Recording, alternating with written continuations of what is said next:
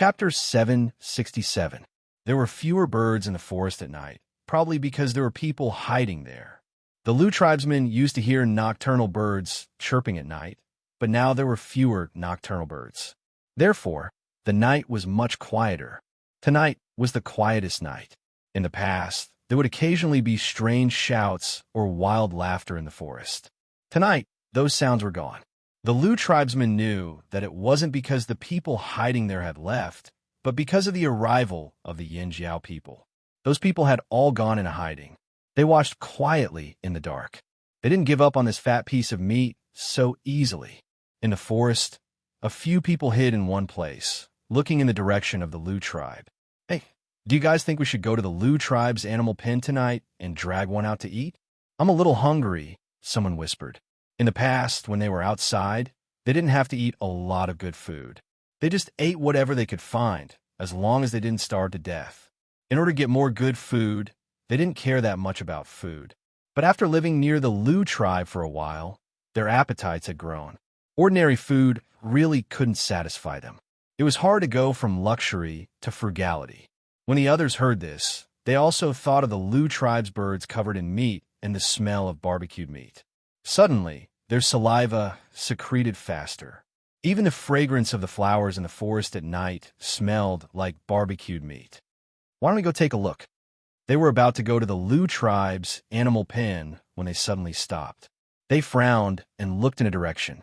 They didn't wear much clothing, and more than half of their limbs were exposed. Their skin could become extremely sensitive, especially at night. Their hair stood on end, but this didn't mean that they were afraid. Unlike other people, these people used the hair on their skin to perceive the movements around them at night. They were like the tentacles of a beast, able to perceive the airflow, fluctuations caused by the friction between the bodies of the people around them and the air. At this moment, they felt someone approaching. They're here. Not long after, they heard the sound of footsteps. It wasn't someone from their group. The footsteps sounded strange. The time between each step was almost the same, and the strength of each step was similar. Just listening to the sound gave them a strange feeling. Who wouldn't be cautious when walking at night? Even if they had better eyesight than ordinary people at night, they still had basic precautions. However, the other party seemed to have no scruples at all. He was neither hurried nor slow, and every step he took was like a stroll. What was his motive for suddenly appearing here? Soon, they saw a figure slowly walking over from the forest in the distance. Other than the sound of footsteps and the soft sound of his calves rubbing against the grass, there was no other sound. He couldn't even hear the sound of breathing. They thought that this was the other party's method of concealment at night. The person didn't wear many clothes and was bald, so they didn't recognize him. Whoosh! A branch shot out from a nearby tree like an arrow and pierced into the person's foot. This meant that he had stopped. Ganxia looked at the branches in front of him and then looked up at the trees around him. There was no one around, but he knew that there were people hiding in the trees. I have a question, Ganxia said calmly. There was no sound around them. They could only hear the soft sound of insects crawling on one of the trees. Ganxia continued asking, "Are you people who left your original tribe and gathered together again?" He could feel that the blood flowing through their bodies was similar. The person hiding in the tree initially thought that the other party was also one of the people who had designs on the Lu tribe and came over to discuss cooperation. Who would have thought that he would ask such a question? Was he crazy? While Ganxia was waiting for an answer, a black figure suddenly jumped out from the tree closest to him. The other party had a knife in his hand. The curve of the blade was exaggerated, almost forming a circle. The blade was covered in a layer of black so that it wouldn't reflect any light at night. The speed of the other party's knife was extremely fast. It moved around in the air several times like a ghost, making it difficult to see where the knife would land. The blade sliced through the air, making a whooshing sound. Ganxia knew that this person was aiming for his neck. Many people would aim for fatal areas such as the heart or the carotid artery. After all, no matter how strong a person's body was, it would be difficult for them to survive such an injury. At first, Ganxia didn't want to dodge. It wouldn't matter if his carotid artery was cut. He didn't have any blood to lose anyway.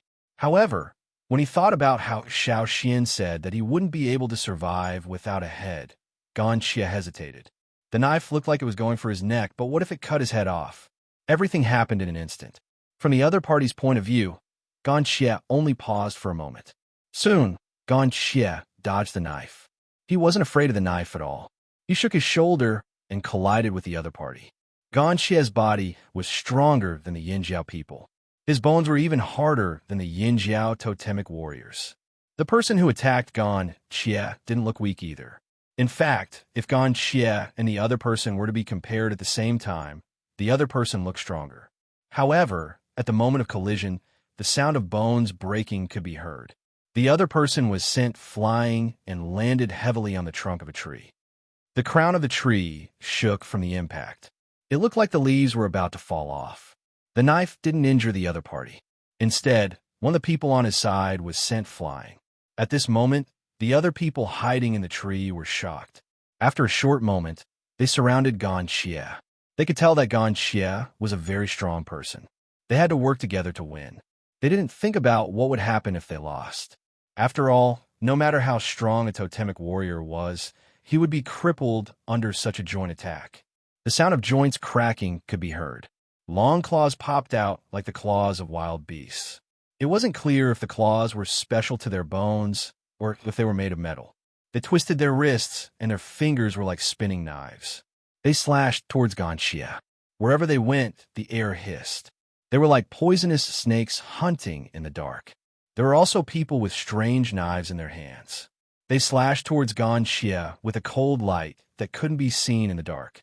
The 5 of them attacked Gan Xie with the weapons they were used to.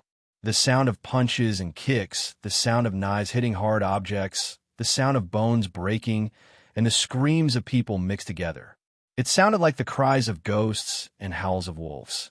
Even the trees in the area were shaking. The sound spread to the Lu tribe. The animals in the animal pen started to get restless. What happened? The Lu tribe guards looked over nervously. They didn't know what was going on. No one went out at night, right? No one. We don't go out at night. The Yinjiao people didn't go out either. That's good. Don't worry about it. Just guard your place. Don't worry about anything else, the leader said. Although he said that, the guards kept looking over at the forest from time to time. They wondered what was going on. Did the people hiding in the forest start fighting?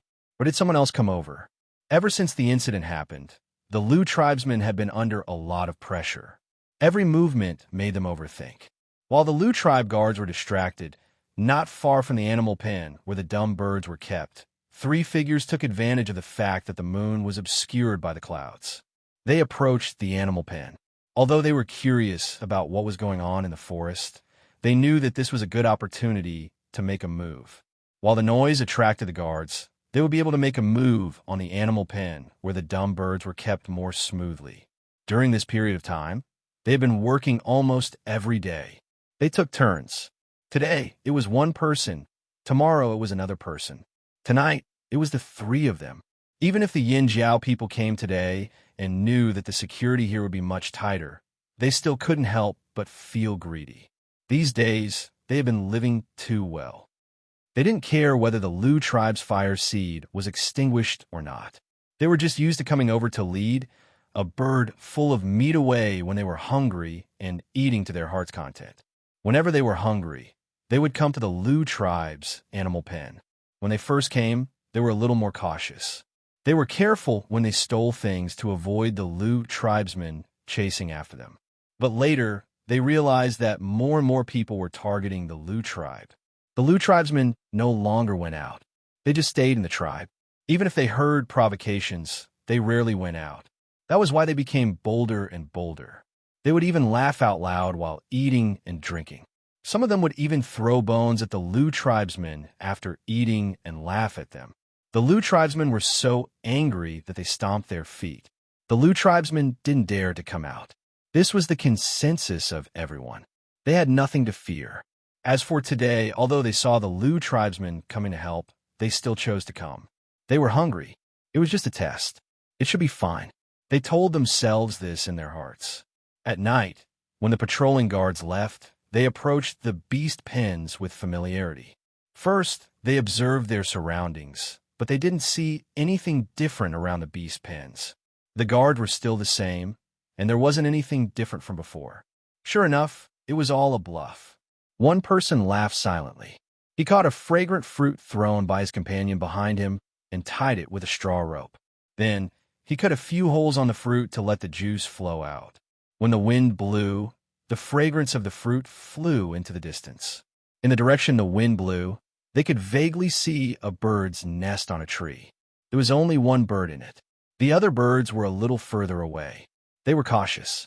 They knew that they couldn't attract too many stupid birds at once.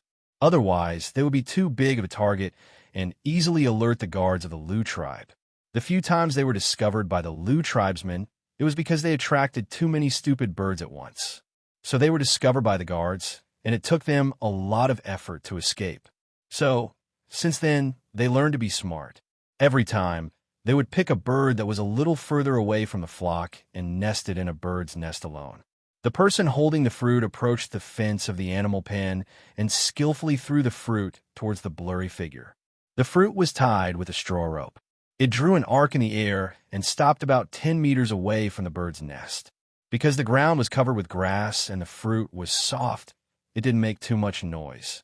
Although stupid birds were stupid, they had a good sense of smell. They had already learned the technique of stealing birds. They knew the best distance, and the fruit landed on the predicted landing spot. Tap, tap, tap. The sound of the bird's big toes stepping on the ground rang out. The person was happy. It's coming. Many times, even if they avoided more birds, the fragrance of the fruit might still attract 2 or 3 birds at once. They still had to spend a lot of effort to steal the birds out. However, this time, there was only one bird that was attracted by the fragrance of the fruit, and no more birds came over. That was even better. It saved them a lot of trouble. Judging from the sound, this bird was quite big. That made them even happier. He hid behind the fence. Because he couldn't see the situation inside, he could only judge by the sound. There was no one else. The patrolling guards didn't come. The bird had already stopped at the place where they threw the fruit. The person holding the straw rope felt the rope in his hand being pulled. He knew that the bird was about to eat, so he quickly pulled the rope out. But when pulling the rope, he had to be skillful. He couldn't be too fast. If he was too fast, the stupid bird wouldn't chase him at night. But if he was too slow, he would be eaten by the stupid bird. Thinking of this, the person was quite proud. One person concentrated on pulling the rope, listening to the sound, and judging the behavior of the stupid bird. The other person was breaking the fence. Behind them, there were still people on guard to see if there were any patrolling guards from the Lu tribe. Hurry up, someone behind urged. The 2 people who were squatting beside the fence were also anxious. The Lu tribe's guards were already here. The person pulling the rope sped up. After pulling for a while, he stopped. When he felt the rope was struggling, he continued pulling. The other person made a hole in the fence. Because these fences were often broken, the Lu tribe repaired them in a hurry. The trees they used now weren't very good, so the gaps between the logs were bigger. This made it easier for them to break the fences. They cut the ropes connecting the logs, pulled out the logs that could be pulled out, and sawed the ones that couldn't be pulled out. As long as they put something on the saw, the sound of sawing would be reduced a lot. The sound of a big toe stepping on the ground was getting closer. Judging by the sound, I know it's a big guy. Hee hee. The person sawing the log whispered. Actually, if they had more strength, wouldn't it be easier to just carry one out? Unfortunately, they didn't have the strength, so they could only try harder. The person pulling the rope didn't laugh. He always felt that today's bird was a little different from the previous ones. He stretched his neck and looked through the hole in the fence. He vaguely saw a bird's shadow. Although it was a little different from the previous ones, it wasn't as fat, but it shouldn't be a problem. They didn't see the Yin Jiao team today. They only saw the tail of the team that had already entered the Lu tribe's territory, so they didn't think of anything else. Hurry up, the person behind them urged again. I know. Okay. Prepare the rope. Before the man could finish a sentence, he felt the straw rope in his hand being pulled inwards by a strong force. He was caught off guard and crashed into the fence that had not been pulled out yet, making a loud bang. What's going on? The person next to him, who had just finished sawing, would ask.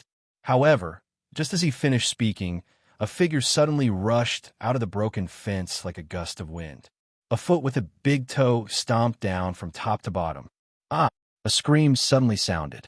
The stupid birds in the animal pen were shocked and gathered in the middle of the pen. After little Jingzi stepped on the man, it didn't give him any time to get up. Its two big feet stepped on him quickly, not giving him a chance to get up at all. This was the principle of taking the initiative and taking the opponent's life.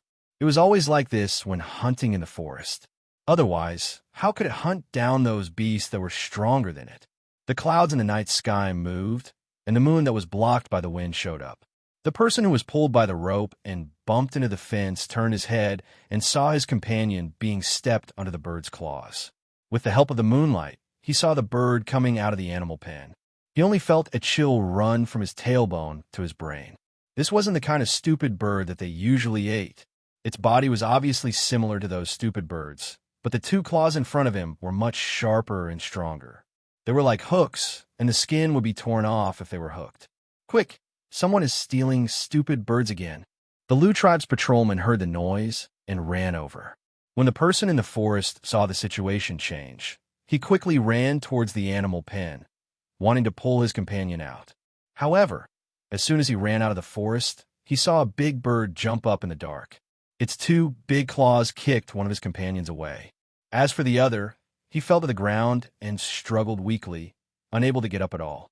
After seeing the situation over there, the person who ran out of the forest stopped and turned to run. The Lu tribe's people were already here, and the two men were injured. He definitely couldn't escape from the Lu tribe's pursuit with the injured. It was better to escape first. Chapter 768. When the patrolling guards rushed over, they only saw two heavily injured people. One of them had been hit by the bird's beak and immediately fell to the ground. They didn't know if he was dead or alive. After repairing the broken fence, the Lu tribesmen looked back a few times before they left. The giant bird that the flaming horns brought over had already returned to its nest. They were worried that this ferocious bird would harm the stupid birds in the animal pen, but now it seemed that not only was it harmless, it was also very beneficial. Didn't they just catch two bird thieves? Perhaps because they knew that the bird thieves had been caught, the other people in the forest didn't make any moves. The next day, the rested Yinjiao warriors walked out of the Lu tribe. The Lu tribesmen had provided them with food, but Xiao Xian and the others had also brought back a lot of meat jerky made from fearsome beast meat.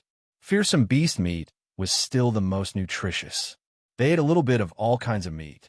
Only when they were full would they have the strength to move. They didn't start immediately after eating.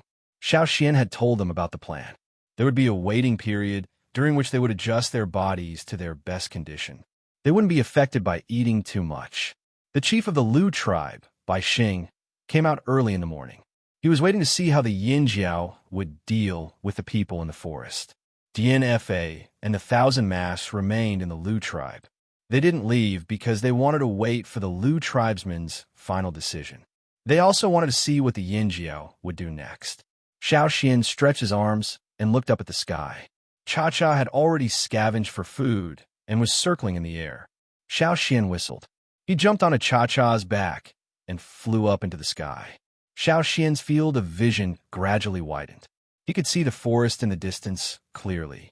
Taking a deep breath, Xiao Xian shouted, "Everyone in the forest, listen up, other than the Yinjiao tribesmen. All of you must leave before noon. Otherwise, we will kill you." His voice was like the roar of a fearsome beast. It swept through the forest and spread into the distance.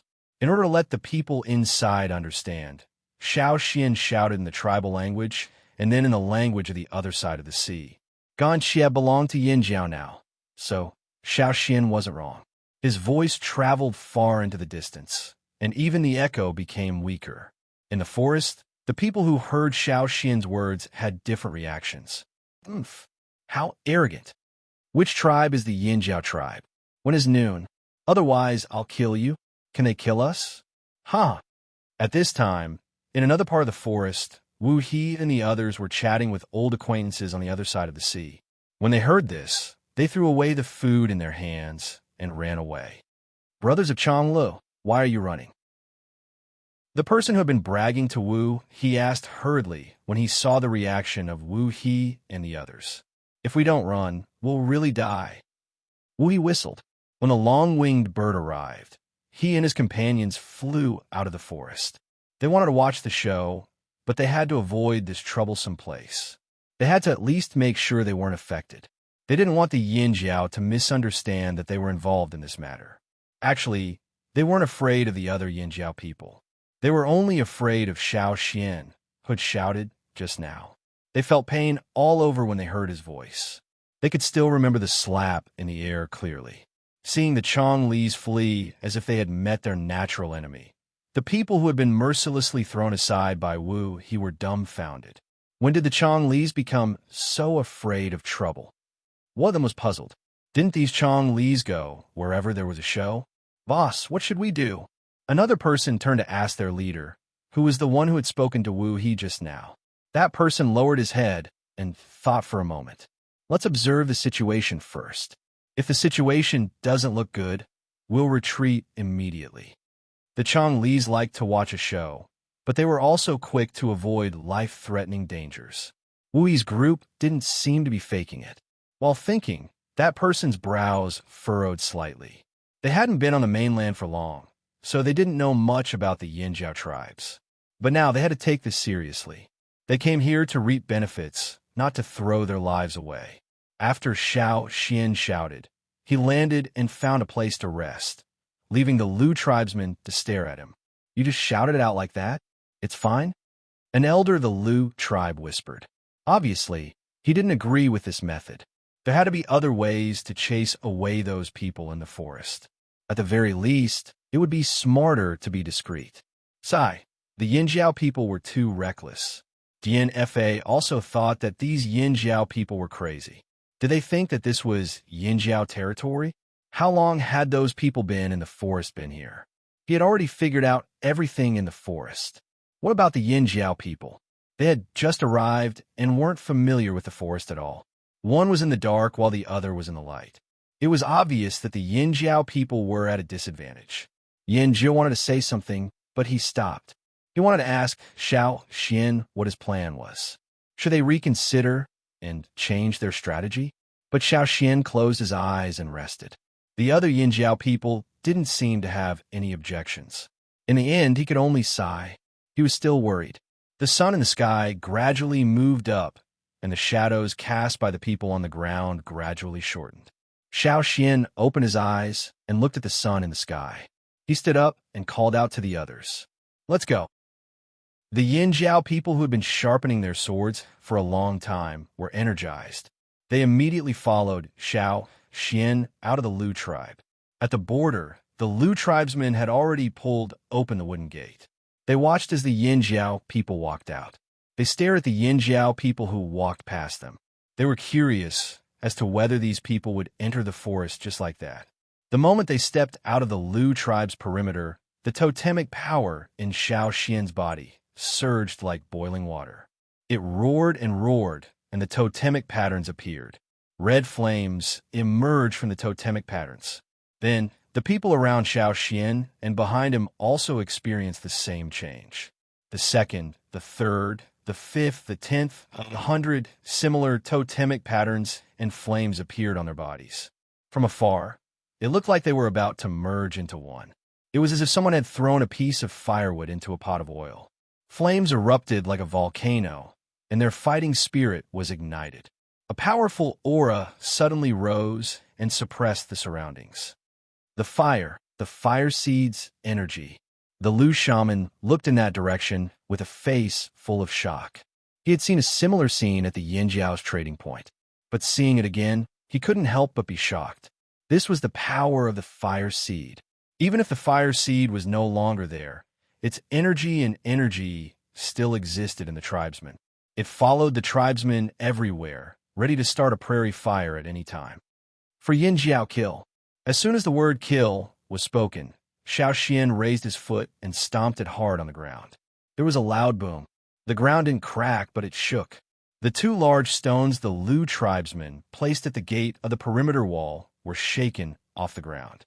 The Lu and 1,000 Masks people who followed behind all felt their feet go numb. The stomping sound was like a war drum, announcing the start of this battle. For Yin Jiao kill, close to 500 warriors roared in unison. Their voices were so loud that it seemed like they were going to overturn everything around them. Their murderous aura was so strong that it made the sun's temperature drop by a few degrees. It made people's hair stand on end. The energy of the Yin Jiao fire seed instantly covered the entire area. It was so strong that the Lu tribesmen had the urge to retreat. Some of them even retreated, wanting to get as far away from the Yin Jiao people as possible. These Yin Jiao people were still eating and laughing together yesterday. But now, these Yin Jiao people were in a terrifying state. They were like ferocious beasts with their fangs bared, ready to pounce. Bai Xing looked at the Yin Jiao people and felt like he was hallucinating. It wasn't just 500 totemic warriors, but tens of thousands of them. It was as if the entire Yin Jiao tribe had gathered here. It was so powerful. The shaman of the Lu tribe widened his eyes. His pupils dilated, and his Adam's apple bobbed up and down. What a strong fire seed! Even a fire seed in their fire pit seemed to be suppressed by it. Even if it was a battle spirit, it shouldn't be like this. The elders beside the Lu shaman gasped. Is it like this after merging with the fire seed? Aren't they only 500 people? Why is there such a strong fire seed energy? Xiao Xian waved his hand, and the team split into two groups. They ran in different directions like wolves and tigers. They knew where they were at a disadvantage. They weren't familiar with the terrain, but this wasn't a forest where fearsome beasts lived. They only needed to pay attention to the people hiding in the dark. Since they were in the open, then they had to be more direct. Weren't the people hiding in the forest familiar with the terrain? Weren't they able to hide in the dark? Fine, then let's chase those hiding in the dark out first. The two teams were like two knives on the rotating shaft of a meat grinder. They began to rotate in the forest. The people in the group were like fearsome beasts rushing forward. The ground under their feet trembled under their feet. They didn't seem to want to hide anything. The people in the forest felt the ground tremble closer and closer. Every sound was like a sudden clap of thunder, shocking them to the core. Some people who heard the shout in the morning and didn't leave were already regretting it. Leave? Or stay here? Maybe if they avoided the Yin Jiao tribe's search, they would be fine? Many people thought so. However, they soon realized that they didn't understand the Yin Jiao people. Boom! A tree trunk as thick as 5 people was brutally kicked by a Yin Jiao warrior. Half of the tree was kicked away. The tree is down. Let's see where you can hide. Change trees? Go ahead. Let's see if you can escape faster, or if we can surround you faster. The knives and axes in their hands flashed with cold light under the scattered light in the forest. The sharp edges of the knives and axes cut through the air, drawing a cruel cold light. You damn Yin Jiao people! Before the heavy branches fell to the ground, several figures were forced to flee in different directions. Dozens of arrows pierced through the trees, whistling through the air as they chased after them. The warriors with knives, axes, hammers, spears, and other metal weapons followed closely. In this chase and encirclement, the division of labor was clear. One group was responsible for fighting, just like the wolves in the wolf pack who were responsible for chasing and intimidating the deer. The other group was responsible for attacking in the open. There was also a group of people who lowered their presence in the group at the beginning, but were secretly looking for opportunities to take their lives. Imitation was human nature and instinct. The ancestors of the tribesmen imitated the beasts in the forest to hunt. The predators in the forest had all sorts of ways to obtain food, and the tribesmen learned a lot from them. Then they summarized, passed down, and improved. Even now, the Flaming Horn tribe was able to feed the entire tribe with just the things they paid in the Flaming River trading point, the crops in their fields, and the animals in their animal pens. However, they never stopped hunting. Because of this, they were able to maintain their peak condition and fight at their best. Bang! Bang! The sound of bowstrings vibrating could be heard.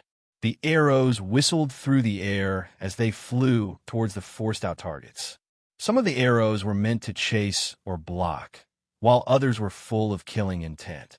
The arrows stabbed into the ground, splashing up countless pieces of grass and dust. Ruthlessness flashed in the eyes of the person who was forced out. He stomped his feet and gripped the hilt of his sword tightly. He turned around and slashed with his sword. The next moment, his sword collided with the saber that was shining like a cold star, creating sporadic sparks.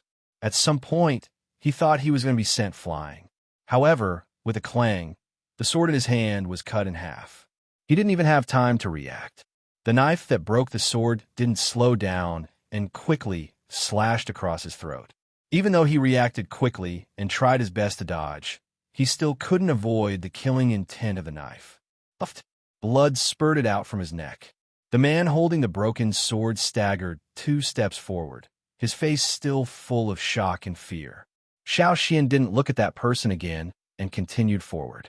The other Yinjiao warriors also followed, the air current from their movements pushing the people standing there to the ground.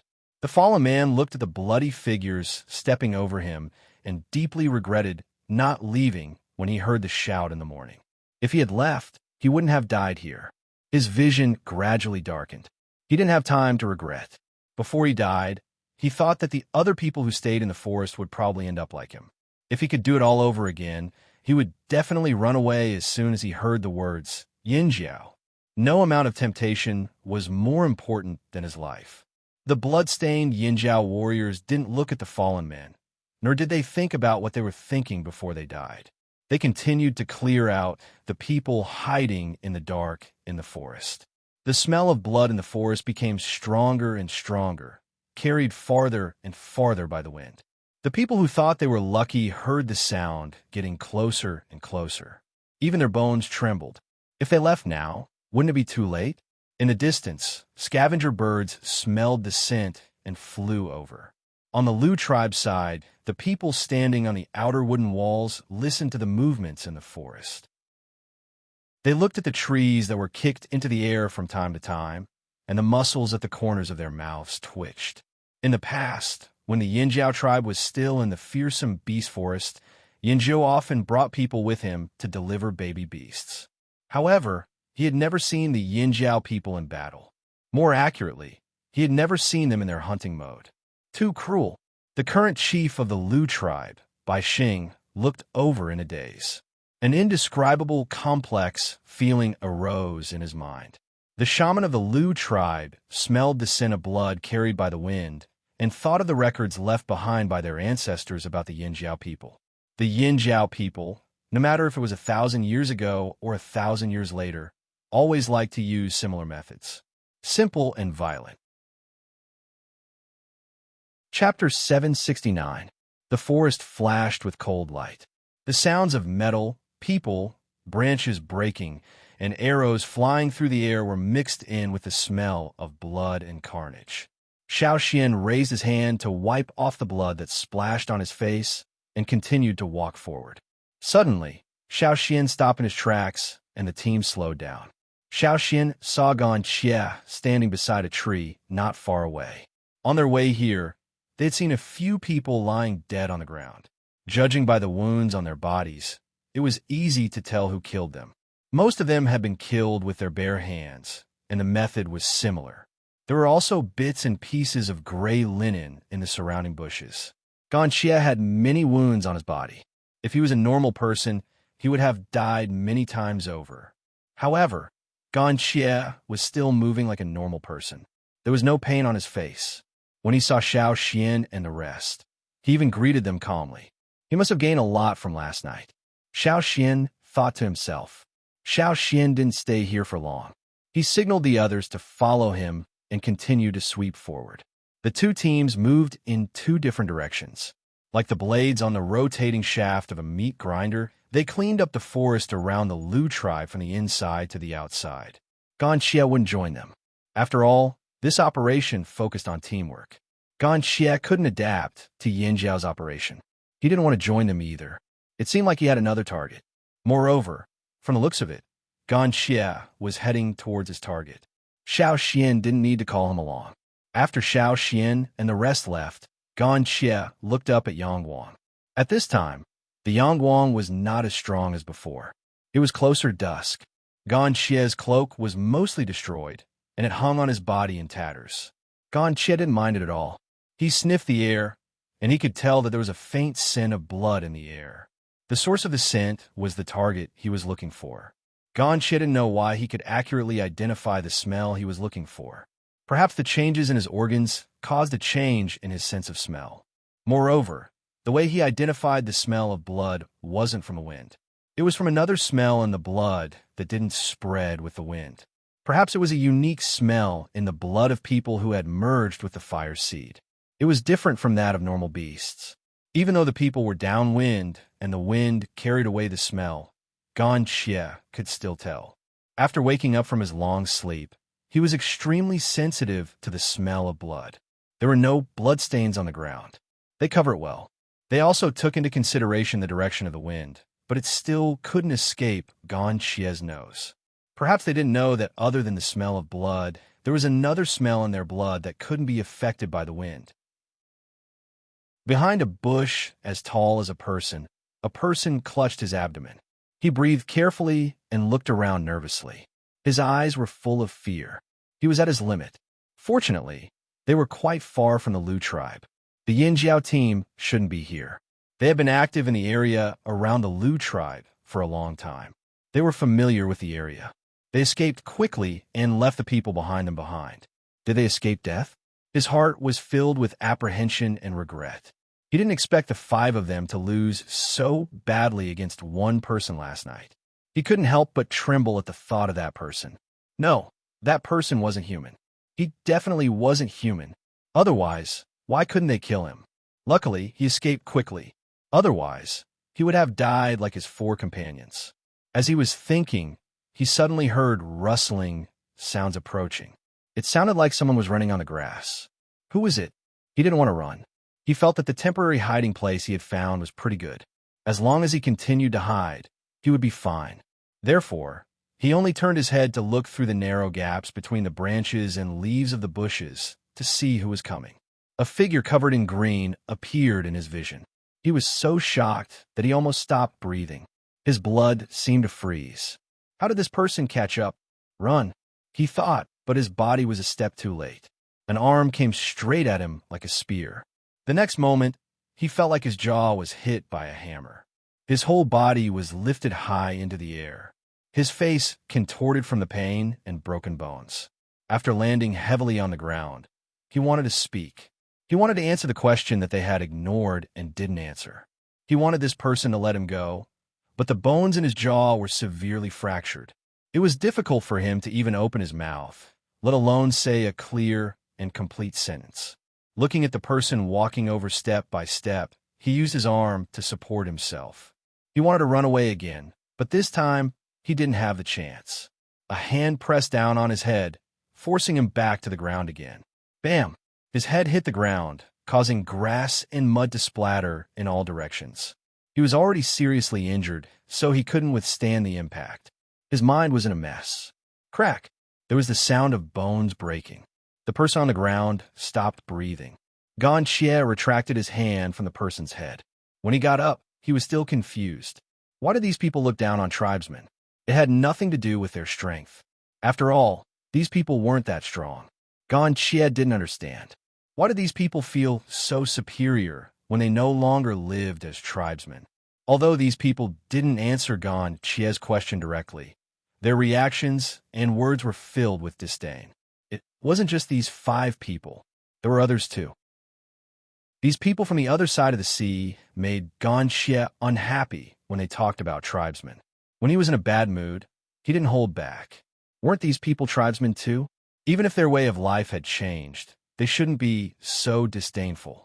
Did the fire seed change, or did the people change? Gan Xie maintained his posture and started to think. No, the fire seed was still the fire seed. It was just that the people had changed. Just like himself, Gan Xie rubbed his fingers. The blood on his hand was still warm. It was much warmer than the blood on his body. That was because Gan Xie didn't have any body temperature. Gan Xie didn't look at the person on the ground. He glanced at the trees in front of him. He wanted to walk over, but after looking at the sky, he turned and walked back to the Lu tribe. He was hungry. When he saw the blood, he felt hungry. He even wondered if he should use the man's blood to alleviate his hunger. However, this was just a thought. He didn't actually do it. He wasn't interested in drinking human blood for now. After Gan Xie left, a few figures walked out from the bushes in the direction he was looking at. Their faces were pale, and they were frightened. They came from a mid-sized tribe in the central region. After merging with the Fire Seed, the people in the tribe were like wild horses out of control. All kinds of thoughts started to form in their minds. After hearing about the Lu tribe situation, they came over to take advantage of the situation. Who knew that they would almost lose their lives before they could take advantage of the situation? They didn't come out when Xiao Xian shouted in the morning. They only came out when they heard the Flaming Horn tribe's frightening movements. They thought they had already left the warning area, but when they heard the commotion, they decided to come over and take a look. They thought they might be able to pick up some treasures, but who knew they would meet such a terrifying person? They believed that the person they were looking for must have noticed them. He just didn't care about them for some reason. At this moment, they felt extremely lucky. When dusk fell, the two teams of Yinjiao walked out of the forest covered in blood. They had been killing nonstop for half a day. They were exhausted physically and mentally. Their nerves were also tense. They were in their peak state when they were hunting in the forest. They felt like they were on fire. Even though it was over, they still couldn't calm down. However, even though they were still excited, their bodies were still exhausted. Even if their bodies were made of iron, they would still get tired. They weren't Gan Xie, so they were about the same. But even if they were tired, they couldn't stop the strong, murderous aura and the smell of blood from their bodies. Every pore on their bodies exuded a strong, murderous aura. It made them look like ferocious beasts. Anyone who looked at them would feel a chill run down their spine. Even people who were used to seeing blood and death couldn't help but avoid them at this moment. When the Lu tribesmen saw the Yinjiao people coming over, they immediately opened up a path. They were nervous when they were more than 5 steps away from the team. After coming out of the forest, the people in the team felt much more relaxed. They even put their arms around each other's shoulders and laughed. It was just like when they were returning from a hunt. The injured had already been sent to the Lu tribe for treatment. They brought their own medicine. The medicine in the Lu tribe wasn't any better than the Yinjiao medicine. Bai Xing was just about to go up and say something to Xiao Xian when his gaze swept past the Yinjiao team. He looked at the back of the team and asked, "Hey, who's that?" Xiao Xian turned his head and smiled. "It's Gan Xie, the one who was with us before." He was wearing a cloak. The Lu tribesmen were shocked. Was this the person who was stabbed with a sword but was fine? Yesterday, Gan Xie was wearing a cloak and a hood, so they couldn't see his face clearly. Also, he wasn't here last night, so they didn't know what he looked like. Now that he wasn't wearing a cloak, they could see his face clearly. But after they saw him clearly, they were even more shocked. Gan Xie's original appearance was only slightly greener than a normal person's. There wasn't anything special about him. But now, when Gan Xie came out of the forest, the wounds on his body were exposed to everyone. Gan Xie didn't look strong. At least compared to the Yinjiao people, Gan Xie looked thin and weak. His cloak was tattered from the fight in the forest, and it couldn't cover the wounds on his body. At this moment, there were countless wounds on Gan Xie's body. His chest, back, limbs, neck, and even his face were all healed. Some of the wounds were only scars left. They were of different lengths and densely packed together. It was a shocking sight. Some people were impressed. Gan Xie was indeed a brave warrior with such terrifying injuries. It wasn't hard to imagine the danger he faced in the forest. But there were also some people who saw something else. Because they saw it, they were even more shocked. They looked at Gan Xie with respect and fear. More than half of those wounds would have been life-threatening if they were on a normal person. It would be a miracle if they were still alive. But there were also some wounds that were truly fatal. For example, the most obvious ones were around his heart, neck, and other places. Just by looking at the wounds, one could roughly estimate the depth of the wounds. Cuts, stabs, and other wounds would have been fatal if they were on a normal person. But Gan Xie was just like yesterday. He was completely fine. His face was calm, and he didn't look like he was injured at all. DNFA looked at Gan Xie in shock. This person was even more dangerous than the Yinjiao people. Where did the Yinjiao people find someone like him? Why did he join the Yinjiao people? Elder Xiao Xian, the people in the forest. Bai Xing asked. There shouldn't be any problems around here. Unless someone is hiding and hasn't been found by us. Xiao Xian looked around the forest. Flocks of scavenger birds were already moving around in the forest. Thank you, Bai Xing said solemnly. The promised reward will be sent tomorrow. Okay, since it was a deal, he had to take what he had to take. Xiao Xian thought of something and said, We'll leave once you're done dividing the reared beasts. Hearing this, Bai Xing paused in his actions and remained silent. We've already done what we have to do. We won't stay here forever. We won't interfere with your decisions.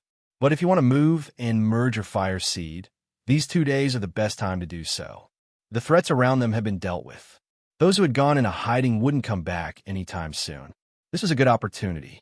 If they missed it, they wouldn't have another chance. They couldn't have too many distractions when merging their fire seed. I understand. Bai Xing gritted his teeth. He had already made up his mind. Seeing Bai Xing leave with heavy but determined steps, Guang Yi asked Xiao Xian, Can the Lu tribesmen merge their fire seed? Yes, but I don't know where they'll move to. They won't stay here any longer, Xiao Xian deduced from what he heard from the Lu tribesmen. The Thousand-Mask tribe was still waiting. This meant that the Lu tribesmen didn't have a consensus. This isn't good. Guang Yi frowned. He didn't like this attitude of the Lu tribesmen and didn't expect them to move to the Flaming River region. Then we'll have to see how they perform. After this incident, if they still couldn't find the root of the problem, the Lu tribe might be able to get through this, but they might not be able to survive the next time, even if they merge their fire seed. After checking on the injured again, Xiao Xian assigned them to take turns to keep watch. Then he asked Guang to bring the forest raccos back to the animal pens. Although they had cleared out a group of people in the forest, they couldn't be sure if anyone else would dare to come and steal the birds. That night, the Yinjiao people slept well. However, the Thousand Masks and Lu tribesmen suffered from insomnia. Chapter 770. The next day, the Lu tribesmen still hadn't finished counting the animals in their animal pens, so Bai Xing went to look for Xiao Xian. We've decided to merge our fire seed, and after that, we'll be moving to the Flaming River. We hope that Elder Xiao Xian and the rest of you can help us on this journey. Bai Xing didn't sleep the entire night, so he didn't look well. However, his eyes were bright, and he sounded relaxed as he spoke. They finally made a decision on such a huge matter. Xiao Xian looked at the new chief of the Lu tribe. He didn't mind when the reared beasts would be given to him. If the Lu tribe decided to move to the Flaming River region, they wouldn't have to give him the reared beasts now. After everything had settled down and the reared beasts had recovered, it wouldn't be too late to send them to the Flaming Horns. However, Xiao Xian still had a question. Where have you decided to move to? The Flaming River region isn't small, Xiao Xian asked. Well, we've already decided on the location a long time ago, Bai Xing smiled. The chief brought us there during the Flaming River Trading Point's grand banquet. The chief Bai Xing was referring to was the previous chief who had passed away. Although that chief wasn't the strongest in the tribe, he was smart and had foresight. When he was invited to the Flaming River Trading Point, he brought a few warriors to explore the area. He even drew a map and made markings on it. The Lu tribe's water source was almost depleted. Although they could still survive, a lack of water severely affected the quality of their animals. Back then, when the previous chief went to the Flaming River Trading Point, he had already considered moving there. After he came back, he went to a few other places and listed them as options.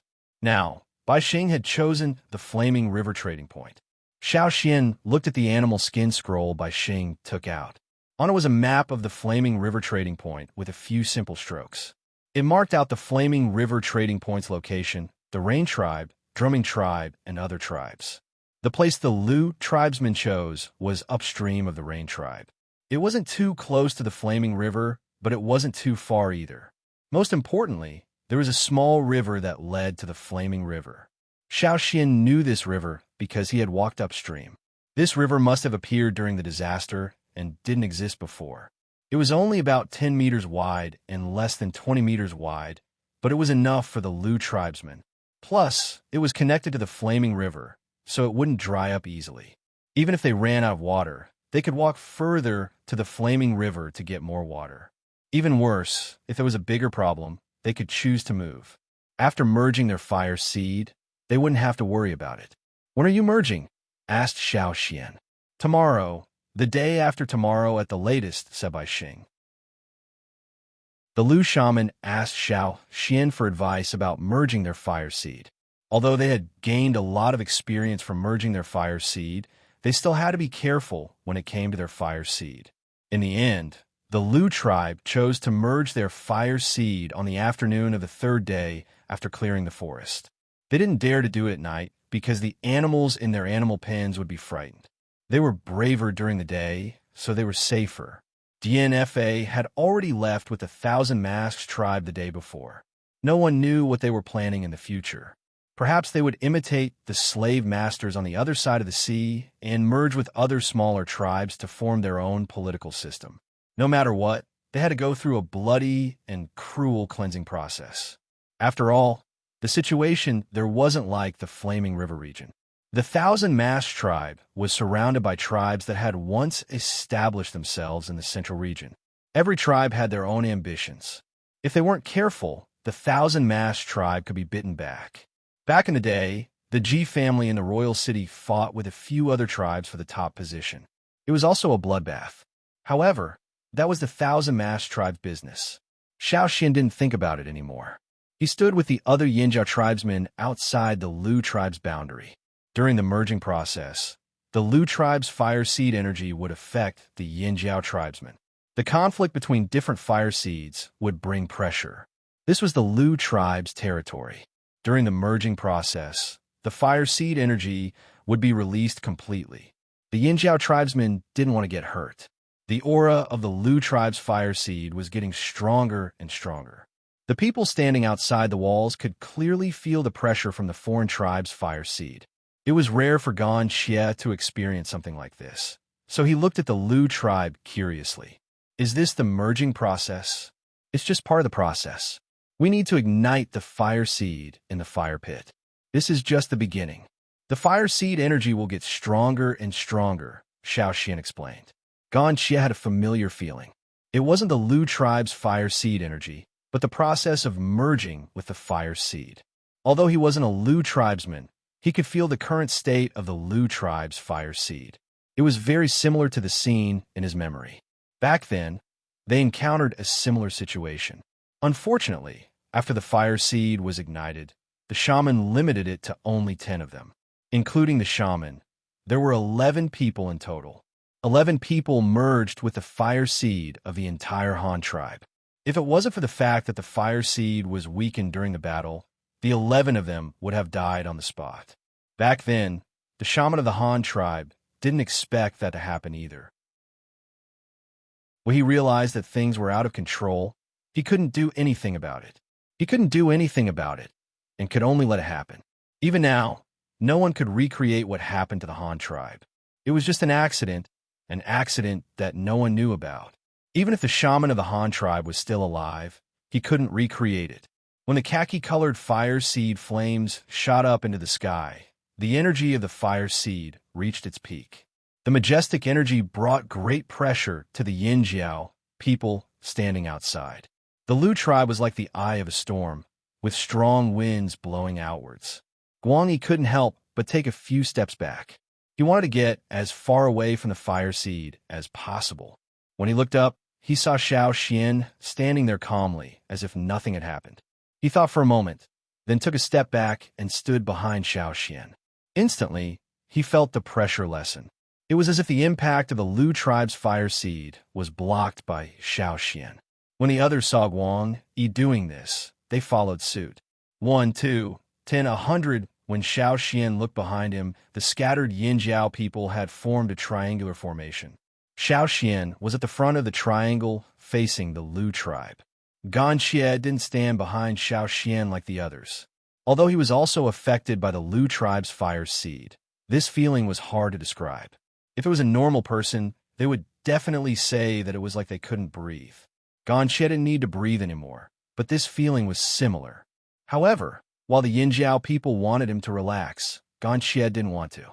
He wanted to experience the changes more clearly because all of this matched up with the scenes in his memory. It really is fusion. Gan Xie closed his eyes. Back then, the shaman of the Han tribe almost let his injuries worsen. It was equivalent to suicide. If they had known this would happen, perhaps the shamaness wouldn't have blamed herself so much. No, she still blamed herself. After all, it was the shamaness who turned the tribe's fire seed into such a state. Moreover, she only merged it into 11 people's bodies. The rest of the Han tribesmen were no different from the wanderers who had no totemic power. No matter what, it was all in the past. What happened couldn't be undone. There was no point in regretting it. When everything calmed down, the Lu tribe's fire seed's aura gradually dissipated. The Yinjiao people also felt the pressure on their bodies disappear. It's done. The Lu tribesmen had successfully merged their fire seed. Every tribe that succeeded in merging their fire seed would have some time to adjust their mentality. Everyone had different thoughts. After all, from now on, they were no longer the Lu tribe of the past. If they encountered danger, they wouldn't be able to avoid it by hiding in the tribe. They wouldn't have the fire seed to protect them anymore. However, Xiao Xian and the others wouldn't give the Lu tribe too much time to adjust. They couldn't just sit here and wait for the Lu tribe to adapt to this change. The Lu tribe still had to migrate. If they wanted to travel with the Yinjiao people, they had to hurry up and prepare. The animals in the animal pens were counted and assigned to different people. When the time came, there would be people to watch the animals along the way to prevent them from leaving the herd. Fortunately, after generations of domestication, the animals had become much more docile. They weren't as wild as the wild beasts in the forest. There were even some animals like cows and horses that were used to pull carts. When the time came, as long as they took good care of them, they would be able to manage the herd. The animals in the Lu tribe were all social animals. Wherever the herd went, they would follow. The Lu tribe was busy for 3 days. The Yinjiao people also helped them build carts. The people who hadn't awakened their totemic power and the injured were arranged to sit on the wooden carts. When everything was ready, the Lu tribesmen set a fire and burned down all the houses in the tribe. The houses and other tools that they couldn't take away were gone. Without the ancient fire seed, as soon as they left, someone would come and take it. They wouldn't leave it to those who were still watching in the dark. Since they couldn't take it away, they might as well destroy it. When everything was destroyed in the fire, the Lu tribe drove the herd away and began to migrate. There were people sitting on the stupid birds in front of the herd. Sometimes some injured Yinjiao warriors would ride on them. Because these birds were too stupid, they wouldn't think of anything else when they saw food. So, if you wanted these stupid birds to follow you, you just had to use food to keep them. Thus, such a scene was often seen on the road. A clumsy bird was striding with its 2 big feet, and the person riding on it was holding a long pole with a piece of wild fruit tied to the other end of the pole, hanging in front of them. The cows and other herds of animals were also divided into several groups. There were people riding horses and cows around the herds. They ran back and forth, chasing the animals that strayed away from the herd back to the herd. When other tribes migrated, there were only people. However, when a Lu tribe migrated, it was even bigger. The running hooves of the animals kicked up clouds of dust. It was fine in places with a lot of grass, but in places with sparse vegetation and people walking around, the clouds of dust were so thick that people couldn't even see them clearly. The Lu tribe's migration route was different from the Yinjiao's. Sometimes, they would take longer detours for safety reasons. Xiao Xian sent letters to the major tribes in the central region in advance, telling them to take care of their subordinates. This gave the major tribes a headache, especially the Thousand Masks tribe.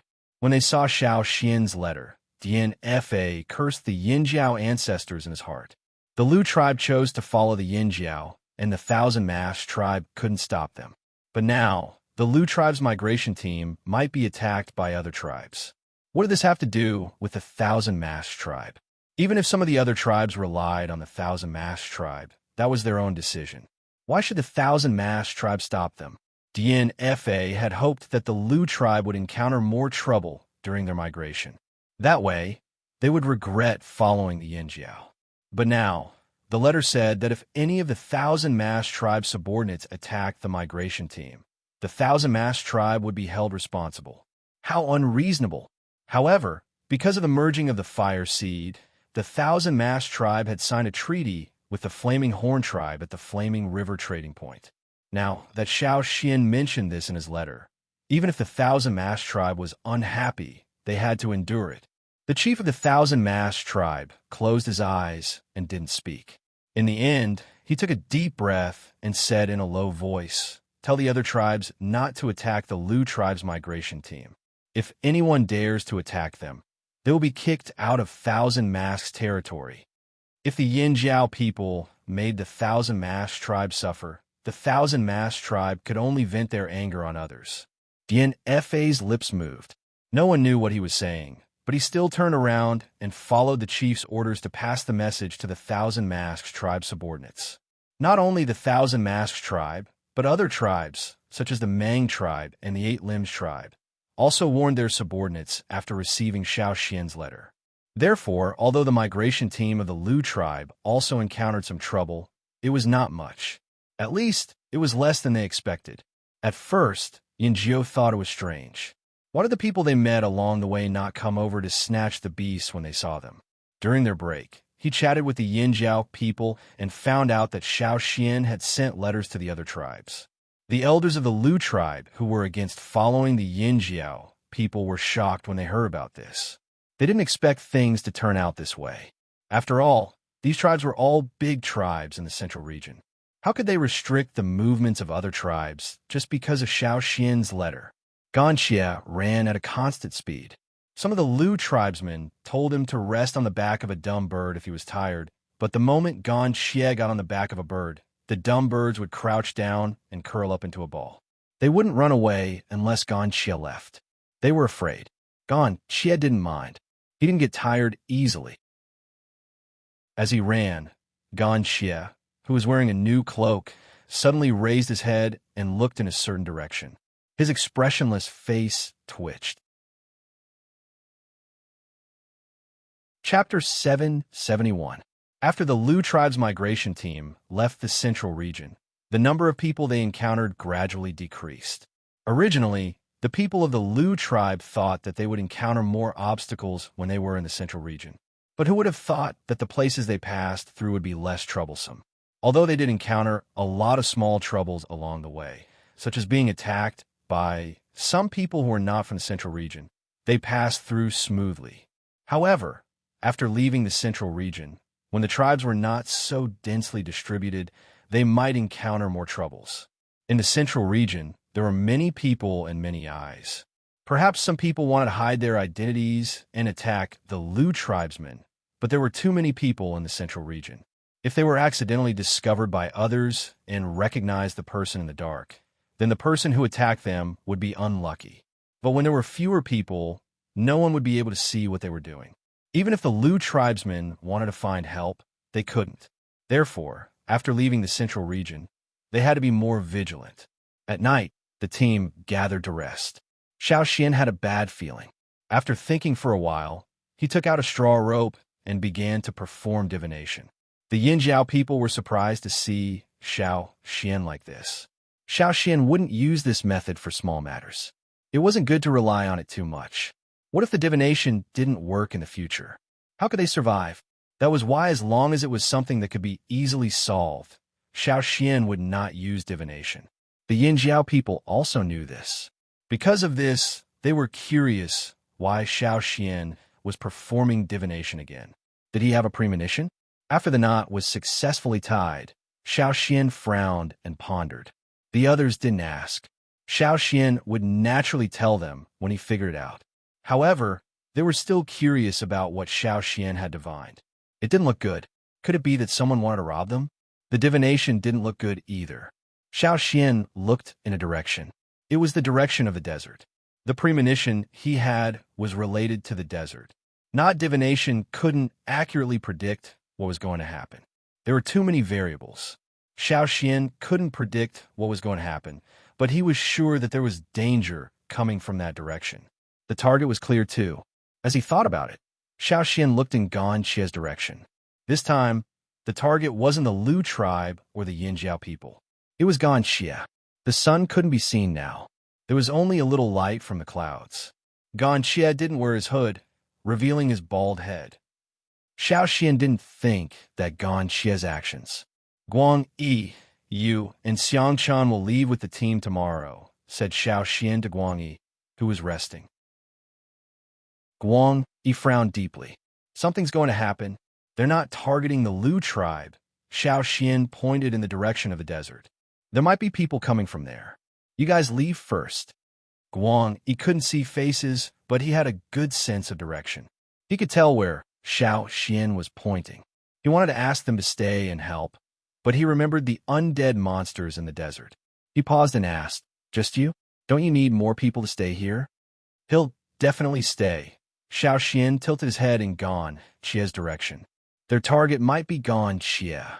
Those people's target was Gan Xie and not Xiao Xian. Guang Yi was relieved. From his perspective, Gan Xie wasn't a member of his tribe. He didn't care if anything happened to him.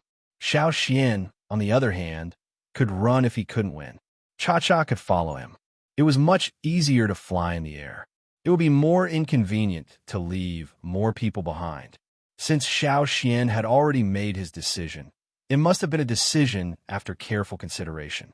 Guang Yi did not say anything else. The next day, after a night of rest, the team set off again. This time, Guang Yi and Xiangchen were in the lead. They would bring their people and travel with the Lu tribe to the Flaming River. With them around, Xiao Xian wouldn't have to worry. Many people in the Lu tribe were confused when they saw Xiao Xian and Gan Xie staying behind. However, the Yinjiao didn't say anything. They didn't ask any further questions. The only thing they knew was that Xiao Xian stayed behind to stop some trouble. The cries of the reared beasts gradually faded into the distance. The team could no longer be seen. Xiao Xian found a tree nearby and sat down to rest, waiting for the people to arrive. Those people must have a way to track them. When Robber 11 went to the secret underground room in the Flaming River Castle, he brought along special tracking insects. The people from Rock Hill City had many tricks up their sleeves, so they must have a way to find their targets. This place was surrounded by forests. They weren't dense, and the trees weren't very big. Perhaps it was because there were occasional people here, but there weren't any thick, ancient trees. There were mountains nearby. They weren't tall and were considered big in this area. However, they couldn't be compared to the forests where fearsome beasts lived. The surroundings were green, and there was still some dew on the grass in the morning. Xiao Xian rested on the tree and waited. As long as they didn't move, those people would definitely find them. Even if they didn't arrive today, they would definitely arrive tomorrow. The Yinjiao and Lu tribes' teams were already far away. No matter how big the commotion here was, it wouldn't affect them.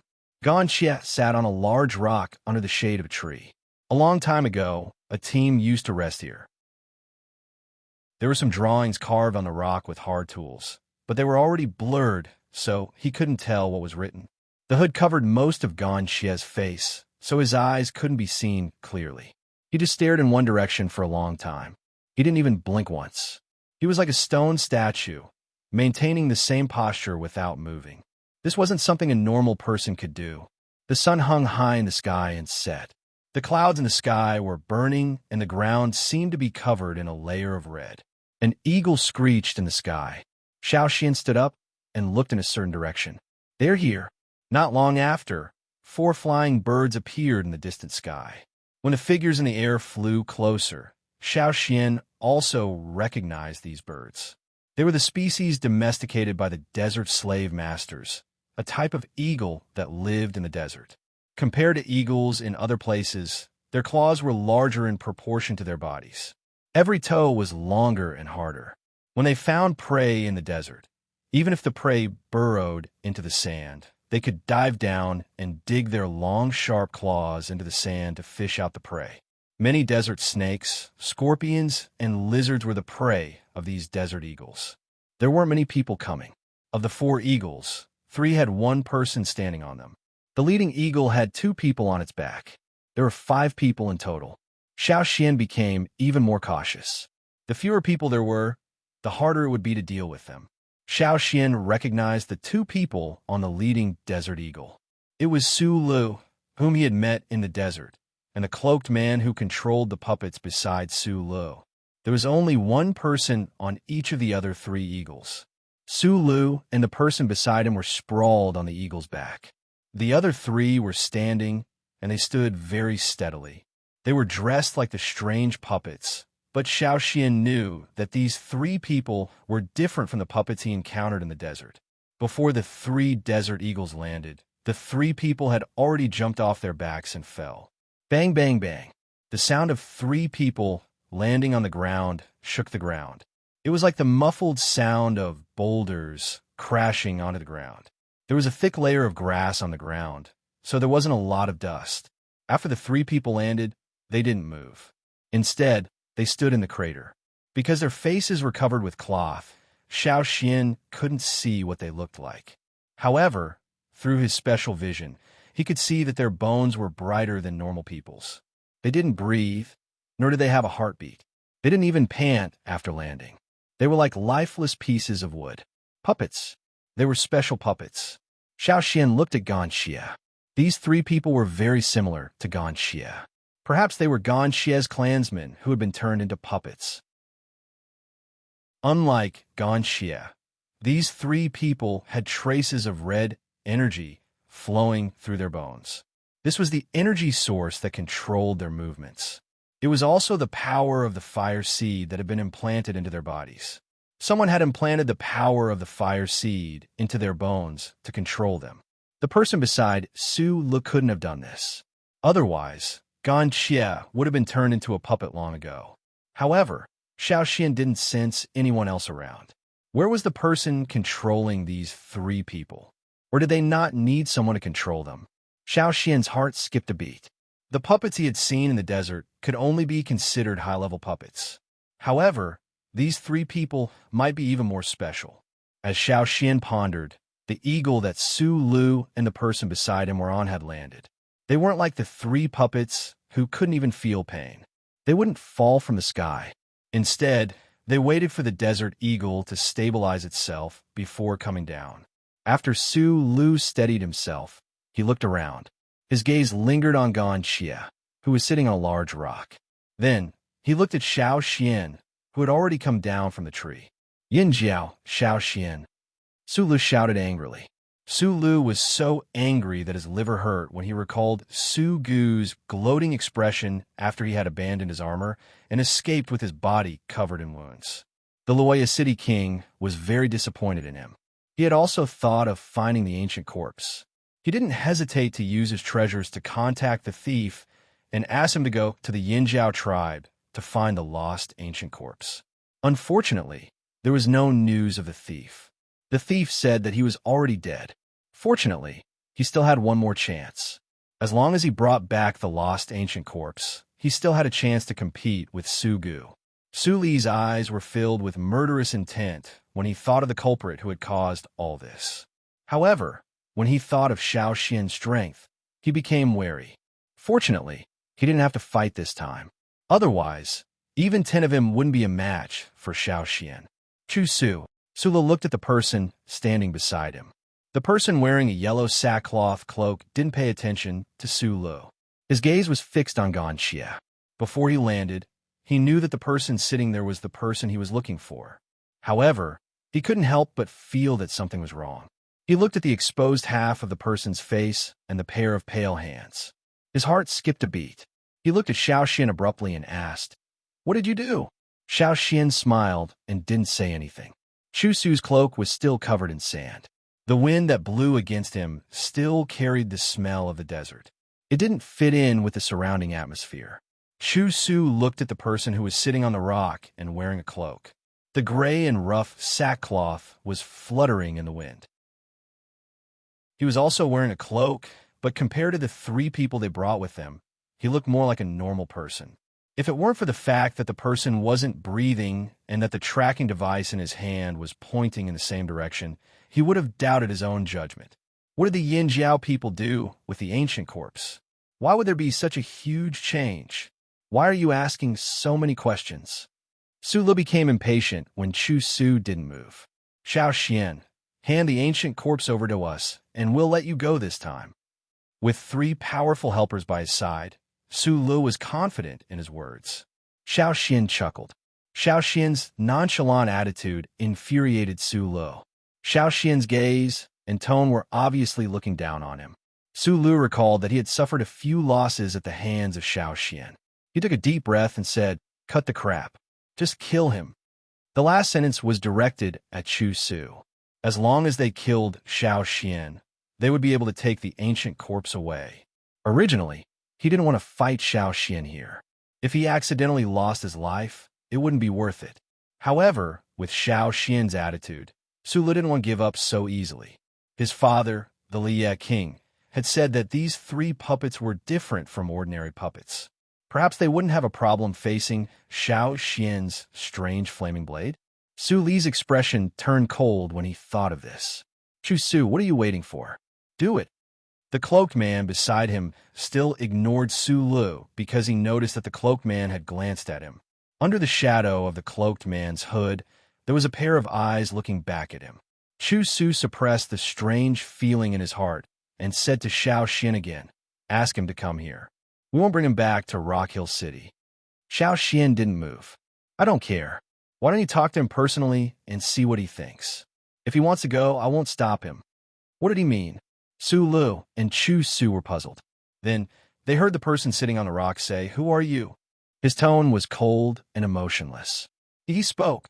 Su Lu felt his scalp go numb and his back felt like it was stuffed with ice. "Isn't this an ancient corpse? How can speak?" Chu Su was horrified. The Yinjiao people had brought an ancient corpse out. Judging by the looks of it, he guessed that the Yinjiao people had used some means to turn the ancient corpse into something like a puppet. However, a puppet couldn't speak on its own because it was inanimate. But what was this person sitting on the rock not far away from them? He had placed the ancient corpse under the beast carriage for a long time. He should have been familiar with it. But why did it feel like a complete stranger? He must have been controlled by the Yinjiao people. "Chu Su, do it." Su Li's voice was sharp and piercing due to his extreme shock. This time, Chu Su didn't wait any longer. If they wanted to know what had happened to the ancient corpse, they would know with a single look. "Do it," Chu Su shouted. As soon as Chu Su's voice fell, the three cloaked men standing in the pit charged towards Gan Xie like arrows released from a bow. Feeling the hostility, Gan Xie felt an indescribable sense of loss. His entire body tensed up. His body, which had no temperature to begin with, seemed to be emitting cold air. The temperature around him seemed to be dropping as well. They were his tribesmen. Gan Xie had already sensed them before they had even appeared. Now, he could feel the murderous aura emanating from the three tribesmen. Their target was him. Chapter 772. 3 against 1. Xiao Xian wondered if he should help, but Gan Xie didn't seem like he wanted him to. Xiao Xian decided to observe the situation first. After all, this was a battle between the Han tribesmen. Gan Xie's excitement when he first saw these three tribesmen was now replaced by intense disappointment. Although he was mentally prepared, he still felt disappointed when he saw them in person. A greenish-black fist quickly enlarged in Gan Xie's eyes. In the blink of an eye, it was already in front of him. A strong, murderous intent radiated from his opponent's arm. He raised his arm as if he had gathered all his strength into a spear. He didn't say anything, but his intention was clear. Kill. His opponent's face was covered by linen cloth, so he couldn't see his face. However, Gan Xie recognized him. Other than this person, there were two other people covered in yellow linen cloth. Although they had been asleep for a long time and most of their memories were blurry, Gan Xie could still recognize them. As soon as the two men moved their arms, they revealed their intentions. They opened their fingers with dark brown sharp nails, drawing a brown ray of light in the air. Along with the sharp sound of an arrow piercing through the air, they were like the fangs of a poisonous snake that could not wait to bite its target. Gan Xie didn't dodge this attack. Instead, he chose to face the combined attack of the three people head-on and collided with them. Boom! Their fists and arms collided with each other, creating shockwaves that stirred up the wind. Shockwaves spread in all directions. The fists and fingers of the three people covered in yellow linen cloth were like carefully forged hammers and spears. They easily left deep marks on the large rock Gan Xie was sitting on. Xiao Xian could even see the sparks that flew when their long, brown fingernails scratched the rock. In the next moment, these fingers, which were as sharp as the claws of fearsome beasts, were pointed at Gan Xie's face with cold, murderous intent. The three of them seemed to be suppressing Gan Xie and forcing him to retreat step by step. The four of them didn't have any weapons, but the sound of their fists, palms, and legs colliding with each other was like the sound of metal clashing against metal. Their fierce fighting style didn't seem like something a normal person could do. They were like wild beasts that had gone mad and were fighting with no regard for their lives. Every time Gan Xie took a step back, it was as if he was under great pressure. Every time he stepped on the ground, the grass would be blown away, the ground would collapse, the soil would break, and the pebbles would fly up into the air.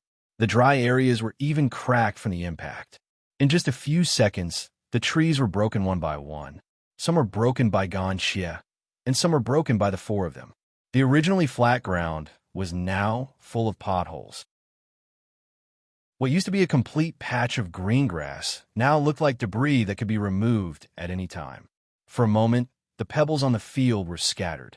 It felt like the earth was shaking and the mountains were shaking. The four people fighting felt like they were in the middle of a turbulent storm. Gan Xie's body was covered in wounds. Some of his flesh was even dug out by the sharp fingers. Many of his bones were broken. If it was a normal person, his face would be twisted in pain, but Gan Xie didn't seem to feel it. The three people were also kicked away by Gan Xie.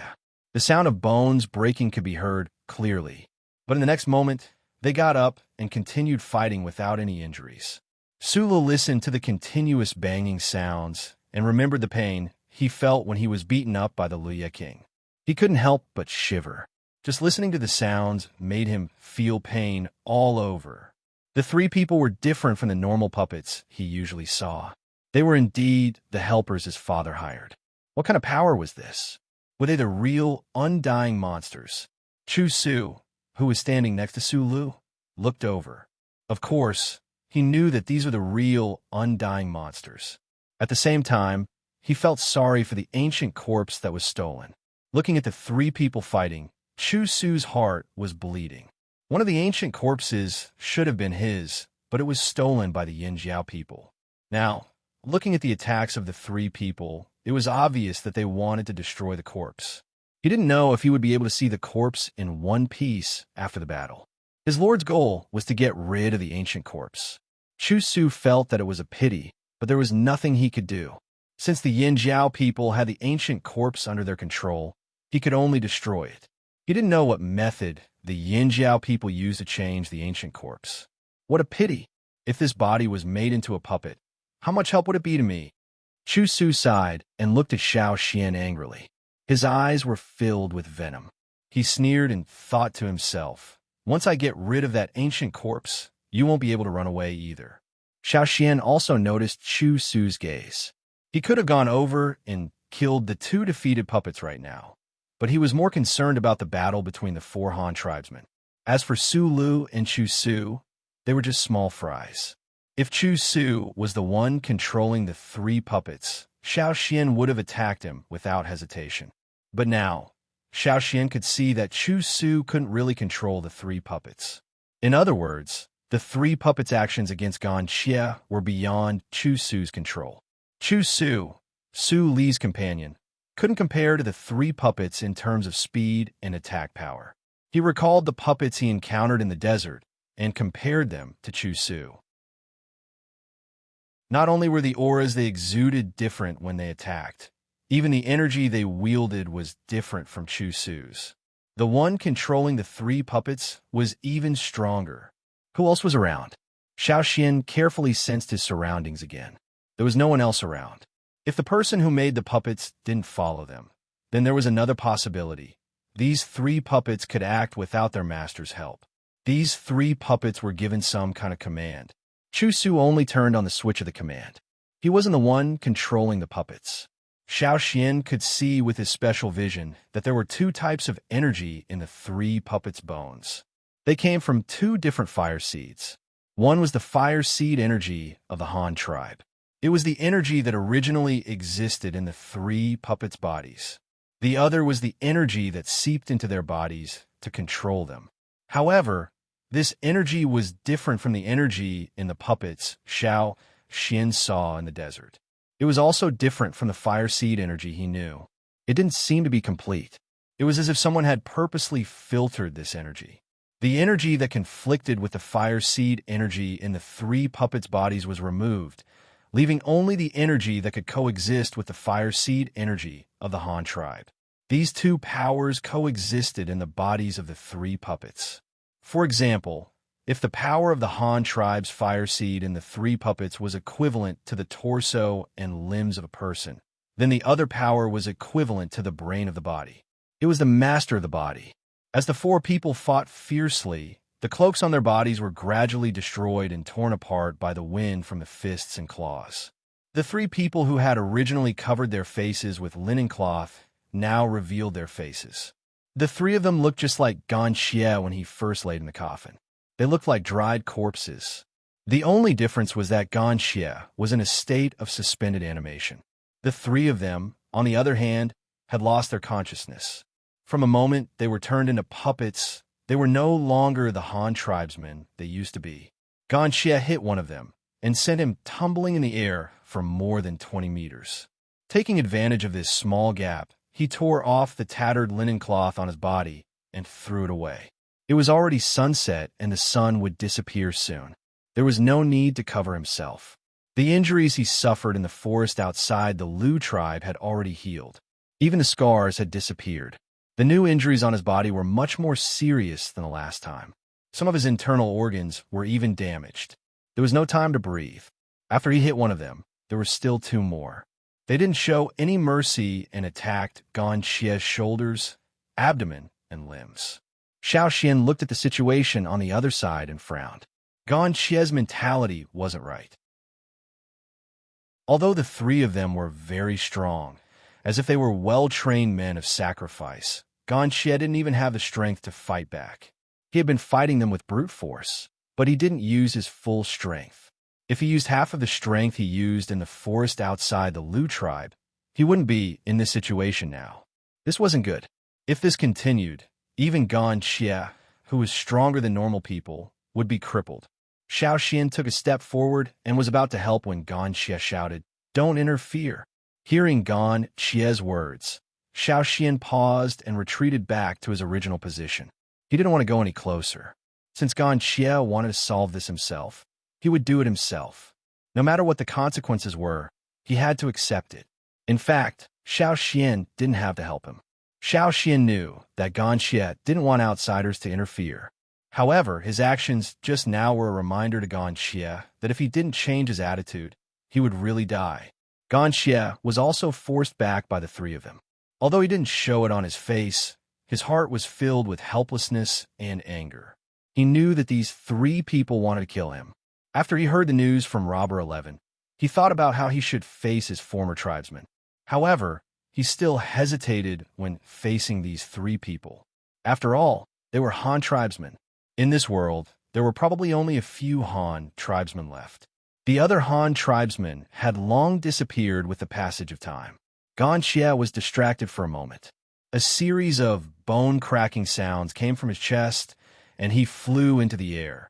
In the next moment, another person appeared behind him and punched him. Gan Xie's feet didn't even touch the ground before he was sent flying again. This was a true encirclement attack. Gan Xie had a strange feeling. It was as if his soul had left his body. At this moment, he was like a bystander, quietly watching his body get injured. The other three people didn't hold back their murderous aura at all as they attacked. The 11 Han tribesmen who had merged with their fire seeds were already stronger than others. One could imagine how much damage they could do. In fact, Gan Xie felt that he should give up on living. His tribe was no more. Besides him, there were no other Han tribesmen in this world. What was the point of him staying in this world? However, there was another thought in his heart. It was because of this hidden thought that he didn't mind looking for other tribesmen who had merged with their fire seeds. He also looked for people from the other side of the sea who no longer lived as a tribe. He wanted to get an answer from these people, an answer that would convince him. At this moment, when he was so close to death, Gan Xie suddenly felt that under the threat of death from these former tribesmen, he seemed to have seen through the thoughts in his heart. Gan Xie seemed to see 11 glowing figures appear in the endless darkness. They seemed to be talking about something. He knew that it was when the shamaness had chosen the 10 of them to solve the problem of the fire seed. She had called them over for a final talk. At that time, they were already prepared to sacrifice their lives for their tribe and their fire seed. But what happened next? In the dark void, their glowing figures gradually disappeared. First, it was the figure who seemed to be seriously injured. Then it was the others. 1, 2, they all disappeared into nothingness. In the end, only one figure was left. It was Gan Xie himself. Did the Han tribe disappear? No, it was still here. As long as he was alive, the Han tribe would always exist, even if he was the only one left in the tribe. A single person's tribe proved that the Han tribe still existed in this world. It hadn't been abandoned by time. Puff, puff, puff. 3 people, 6 hands. One hand with sharp nails pierced through Gan Xie's shoulder from the front, one fist into his chest, and one hand from the back. It almost brushed past Gan Xie's spine and almost pierced through it. 2 more hands were grabbed by Gan Xie. The last hand was originally aiming for Gan Xie's head. However, it stopped when it was half a palm away from Gan Xie's face. Gan Xie looked at the 2 people in front of him. Their shriveled faces were no longer recognizable. However, Gan Xie could clearly remember what they used to look like. Unfortunately, you are already dead, Gan Xie said slowly. All of you are dead. Every word was like a boulder that had been lifted from his heart. But I can't die. When the last word was said, the last trace of sadness in Gan Xie's eyes disappeared completely. It was replaced by a cold glint, like an unsheathed blade. His red eyes shone with a bloody light. Su Lu and Chu Su didn't know what was going on when they saw the sudden stalemate. What's going on? Su Lu was stunned. Why did they stop fighting? Go on, just one more move. Chu Su felt his eyelids twitch. A chill ran down his spine. He had a bad feeling. Something was wrong. Something was very wrong. Take his head and come back.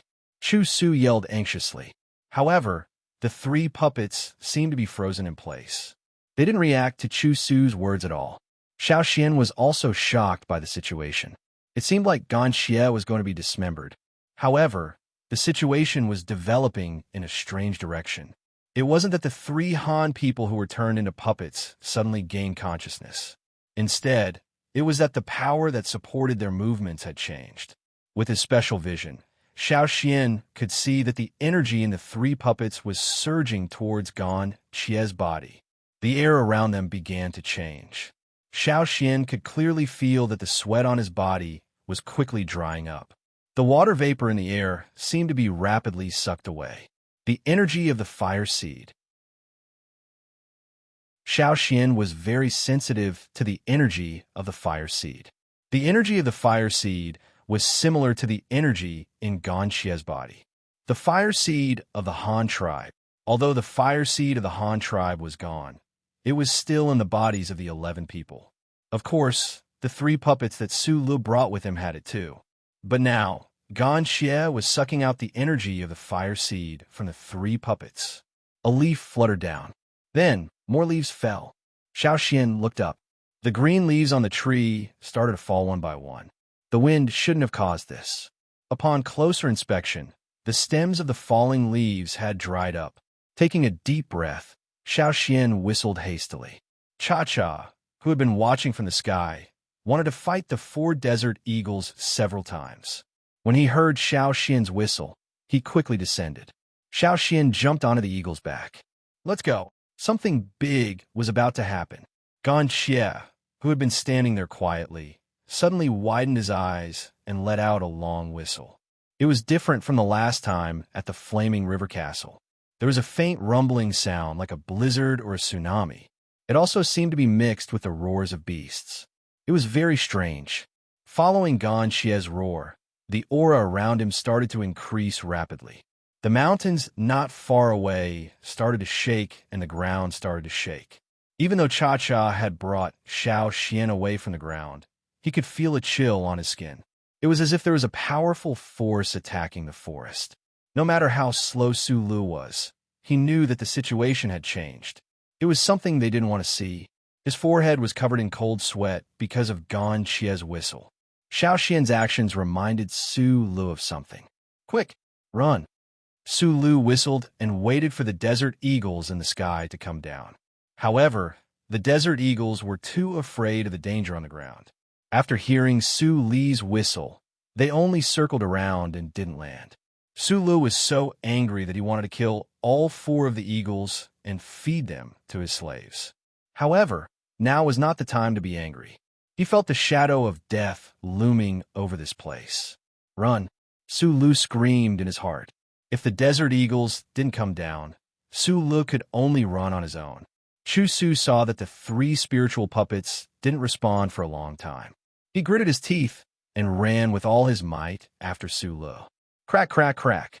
Sounds like beans popping rang out continuously. Su Lu didn't even dare to look back. Gan Xie felt the energy gathering in his body. This energy wasn't pure. Some of it didn't belong to the fire seed of the Han tribe. When he absorbed it, this energy repelled him. This was the energy that controlled the 3 tribesmen. The moment he absorbed it, Gan Xie could feel his skin being torn apart. As he absorbed the energy from the fire seed of the 3 tribesmen, this external force entered his body. Gan Xie felt as if a knife was piercing into his bones, but he had to face it. Perhaps the person who made the puppets had considered this possibility.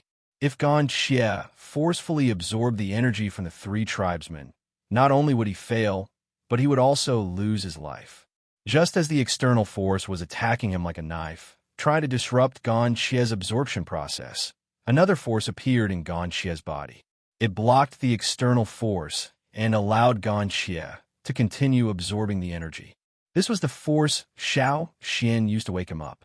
This force had always existed in Gan Xie's body.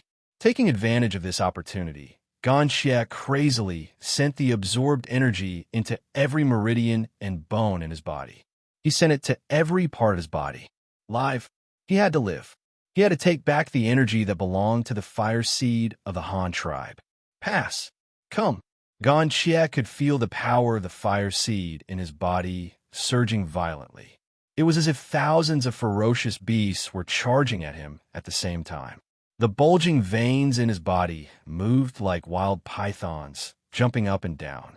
His tense muscles moved, and his bones creaked. It was as if they were being stretched, compressed, or reassembled. Lines appeared on Gan Xie's naked body. The crisscrossing totem patterns were like tough vines that lived in the driest parts of the desert. They crisscrossed and spread all over his body. Gan Xie seemed to hear the familiar sound of blood flowing in his veins, but he knew that it wasn't real blood. It was the flow of the fire seed's energy. As his aura continued to rise, Gan Xie let out another deafening roar. This roar was even more frightening than the previous one. It was as if there was a vast power within it. Everyone's hearts clenched as they listened to it. It was as if there was an ancient beast that had just awakened. The energy that Gan Xie had absorbed finally exploded at this moment. The murderous aura that erupted was like the night in the desert in Rock Hill City. It was cold and dry. Gan Xie's hair that had already rotted over time started to grow at a speed visible to the naked eye. It wasn't the color of a normal person's hair. It was white.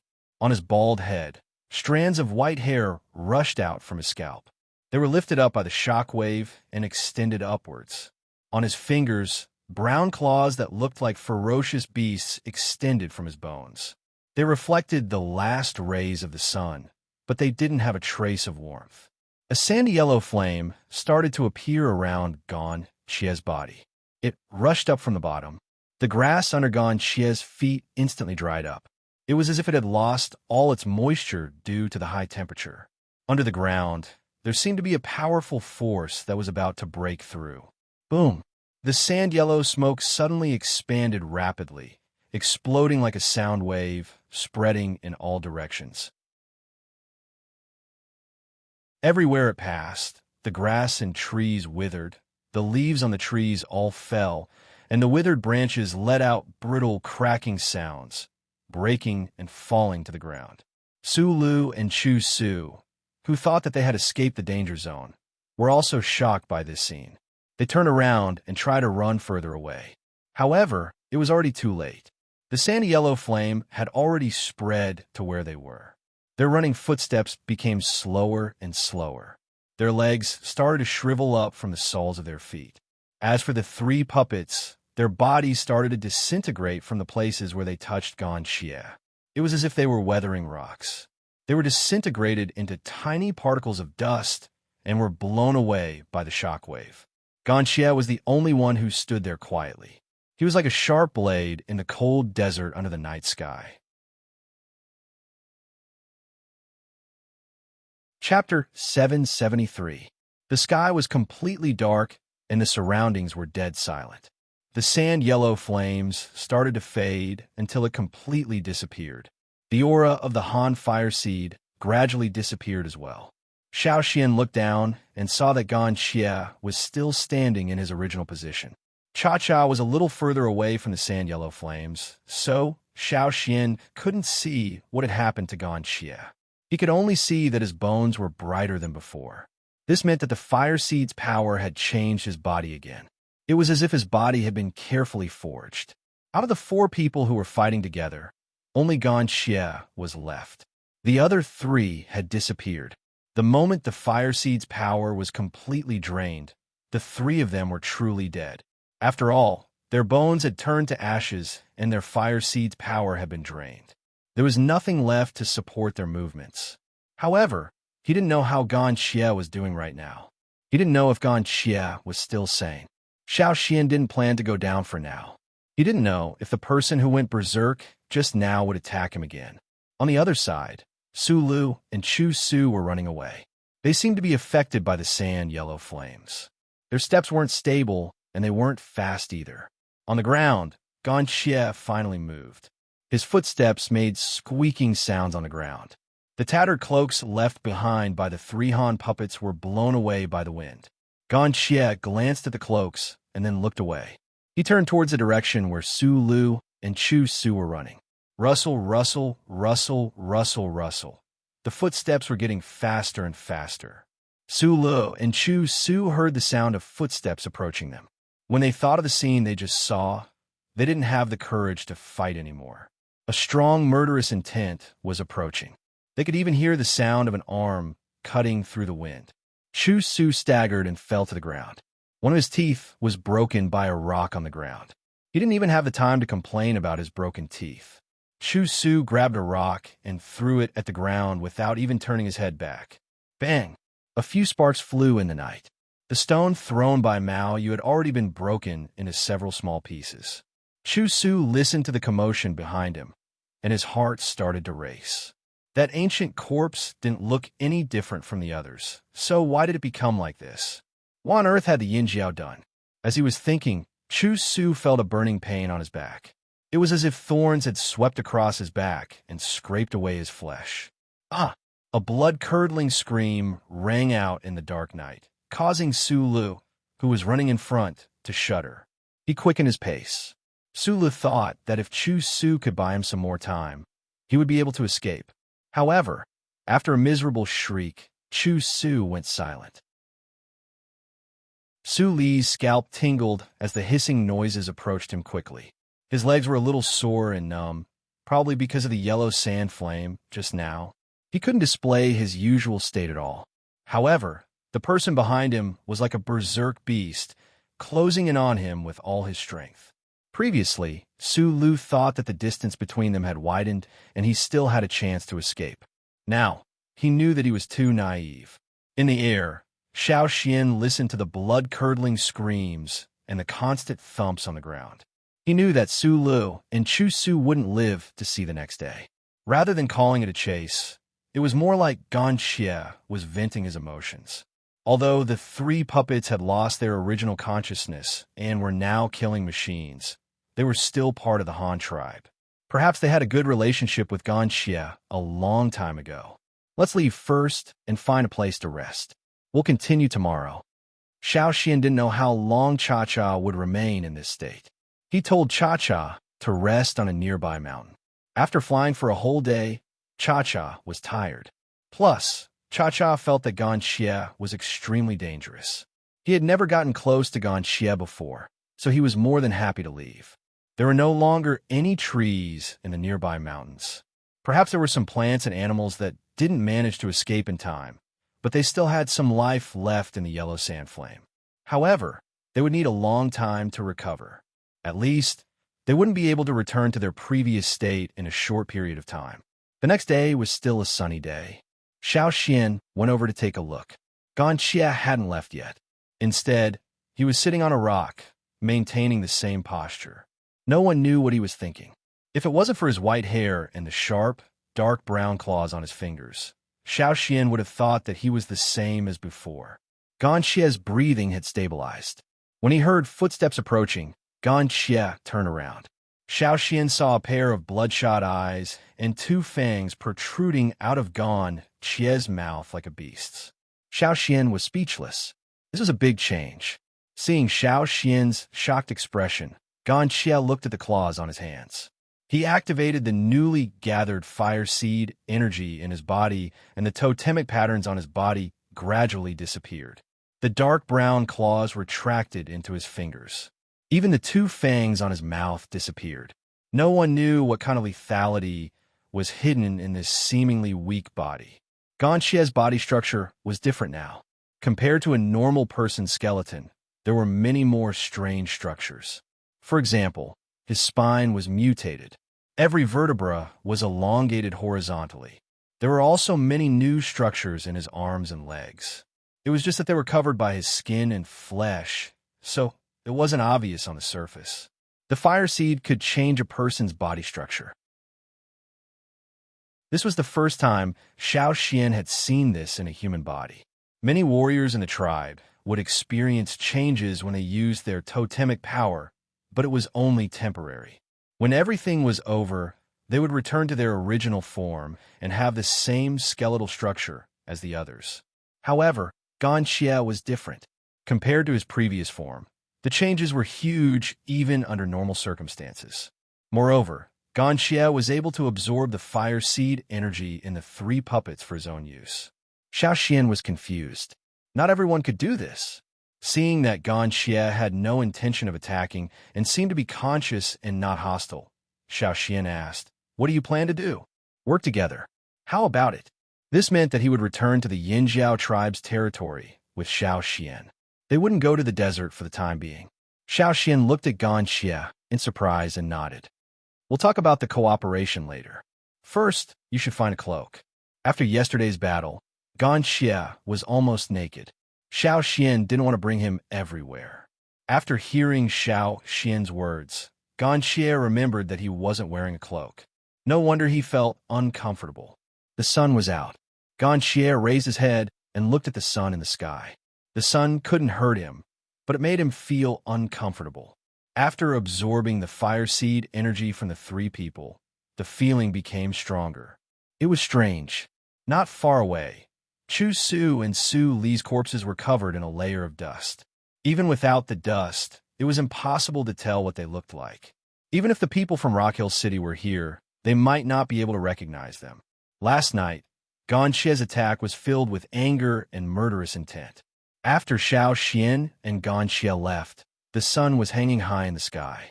5 figures appeared on a mountain. They were tribesmen who lived in this area. "What do you guys think happened here last night?" The people who came over asked carefully as they climbed up the mountain. Their eyes scanned their surroundings cautiously. Their tribe wasn't very close to this place, but they could still hear the sound from here. They even felt a terrifying energy wave. However, no one dared to come out. One reason was that it was inconvenient to move at night. If they weren't careful, they could lose their lives. Another reason was that they felt that with their meager strength, if an accident were to happen, they would not have the confidence to escape. The sudden surge of power at that time was too terrifying. Could it be fearsome beasts? Someone guessed. Impossible. There are no fearsome beasts here, unless they were brought here by someone. Also, the shaman said that the energy wave felt like a fire seed. We don't know what happened. Is there a tribe merging fire seeds? We've been here so many times. How can we not know where there are tribes? But the truth is, there are no tribes there. As they spoke, the 5 of them climbed up the mountain. Their tribe was further away from here. Every time they came here, they would climb the mountain because there would be some edible fruits on the mountain. They would take those fruits back when they climbed the mountain. Tightening the bamboo baskets on their backs, they panted and wiped the sweat off their foreheads. They looked in front of them. That was where the energy wave came from last night.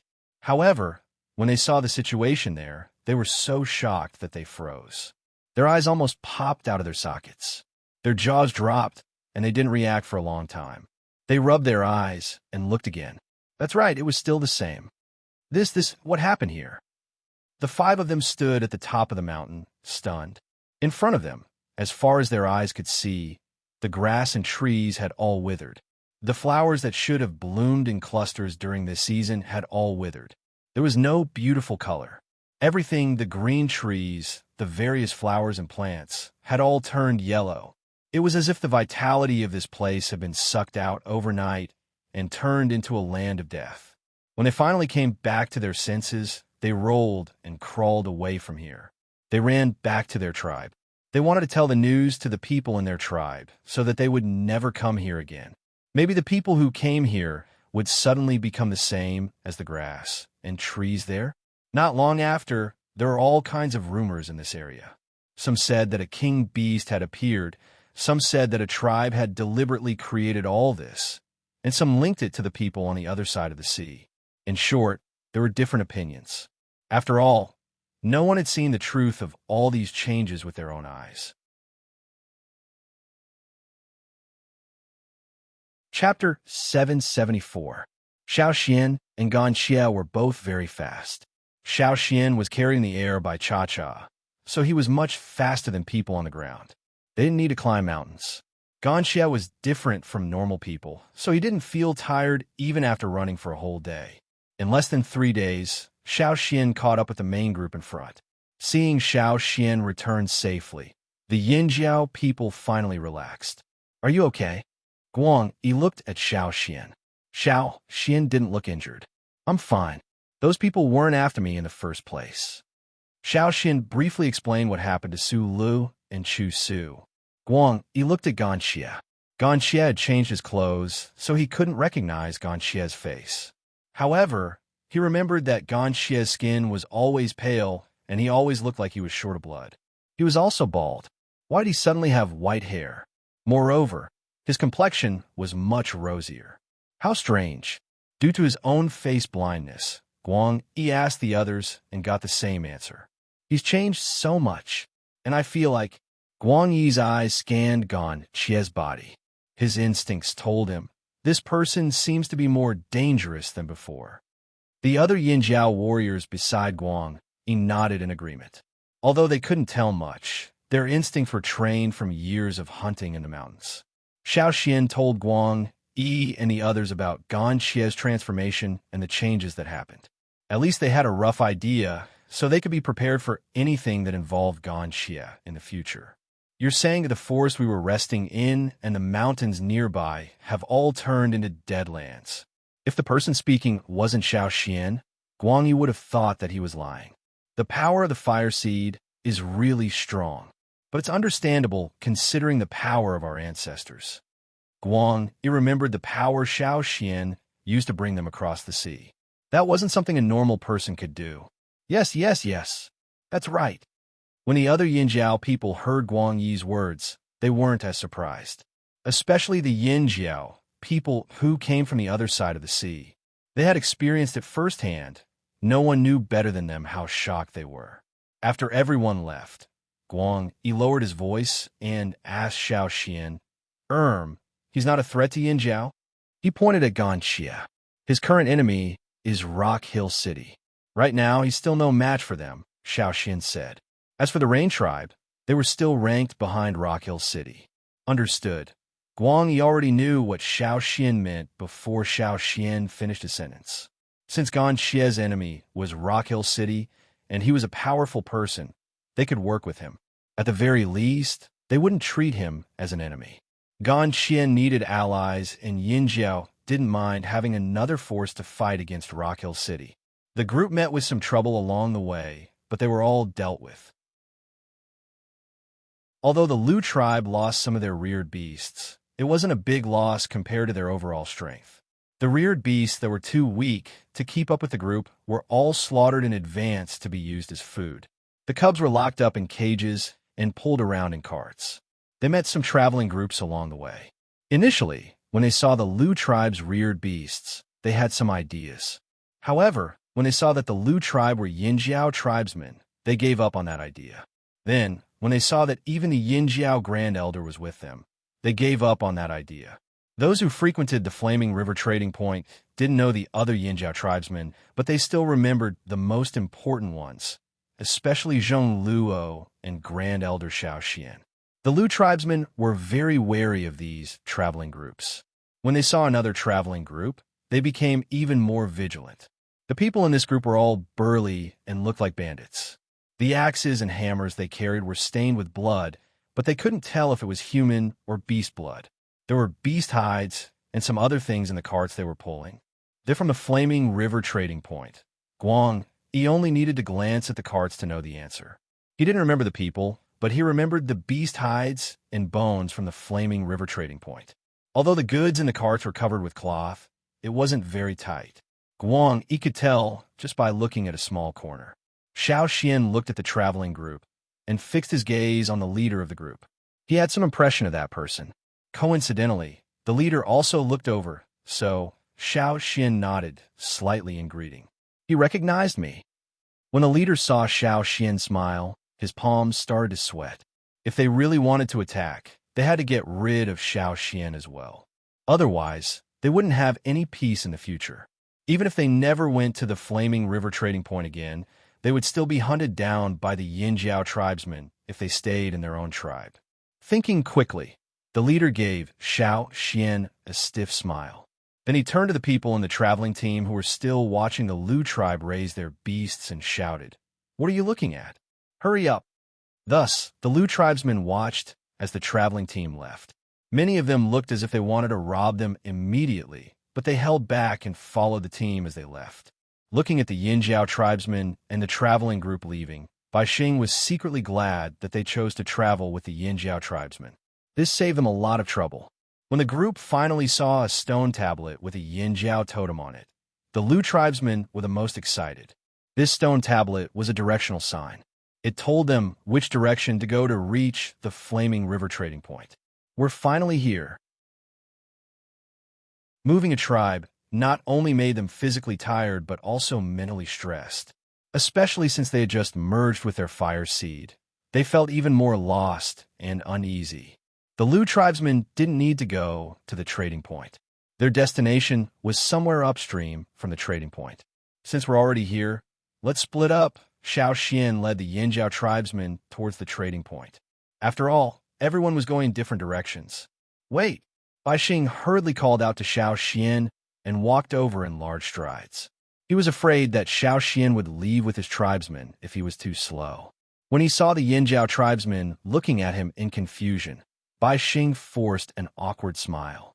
Brothers from Yinjiao, can we trouble you to bring us along again? We'll pay you extra. We definitely won't let you come for nothing. When Xiao Xian saw Bai Xing like this, he understood that they were afraid that the travel teams here would rob them. There were too many travel teams near the trading point, and most of them weren't easy to deal with. Bai Xing's worry was not without reason. That's fine too. Xiao Xian looked at the Yinjiao tribesmen. They didn't seem to be unwilling. It wasn't far anyway. Some of them were even interested in seeing which piece of land the Lu tribesmen had their eyes on. They wanted to test the waters first, so they could visit them in the future. Hence, Xiao Xian brought the Lu tribesmen to their destination before returning to the trading point. There are more people at the trading point now. Xiao Xian noticed the situation as soon as he entered the trading point. It wasn't the people from the other side of the sea. Instead, there were many tribesmen with unfamiliar totemic tattoos. Some of them were probably here for the first time. Everything they saw was new to them, and they were wary of everyone. Gan Xie silently ran to the secret underground room to continue thinking about life. Xiao Xian asked Zheng Luo about the recent situation at the trading point. These new tribesmen also lived on the banks of the Flaming River. However, some of them lived further away from Yinjiao. Some of them lived in secluded locations, so they weren't discovered by Yinjiao. What are they here for? Xiao Xian asked. They said they want to learn how to merge the fire seed from us. Many of them have already gone to see the chief. Go back to the headquarters and take a look. Gigu probably has many questions for you, Zheng Luo said. Xiao Xian didn't stay long at the trading point.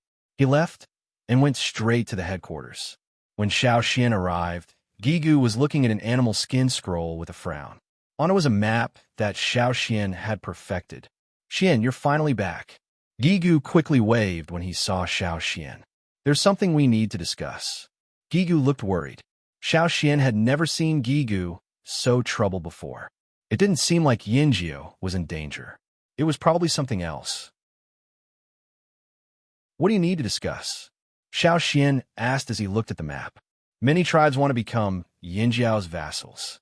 That's a good thing. I know, but there are some problems that we can't solve. Gigu told him about the problems that he couldn't solve.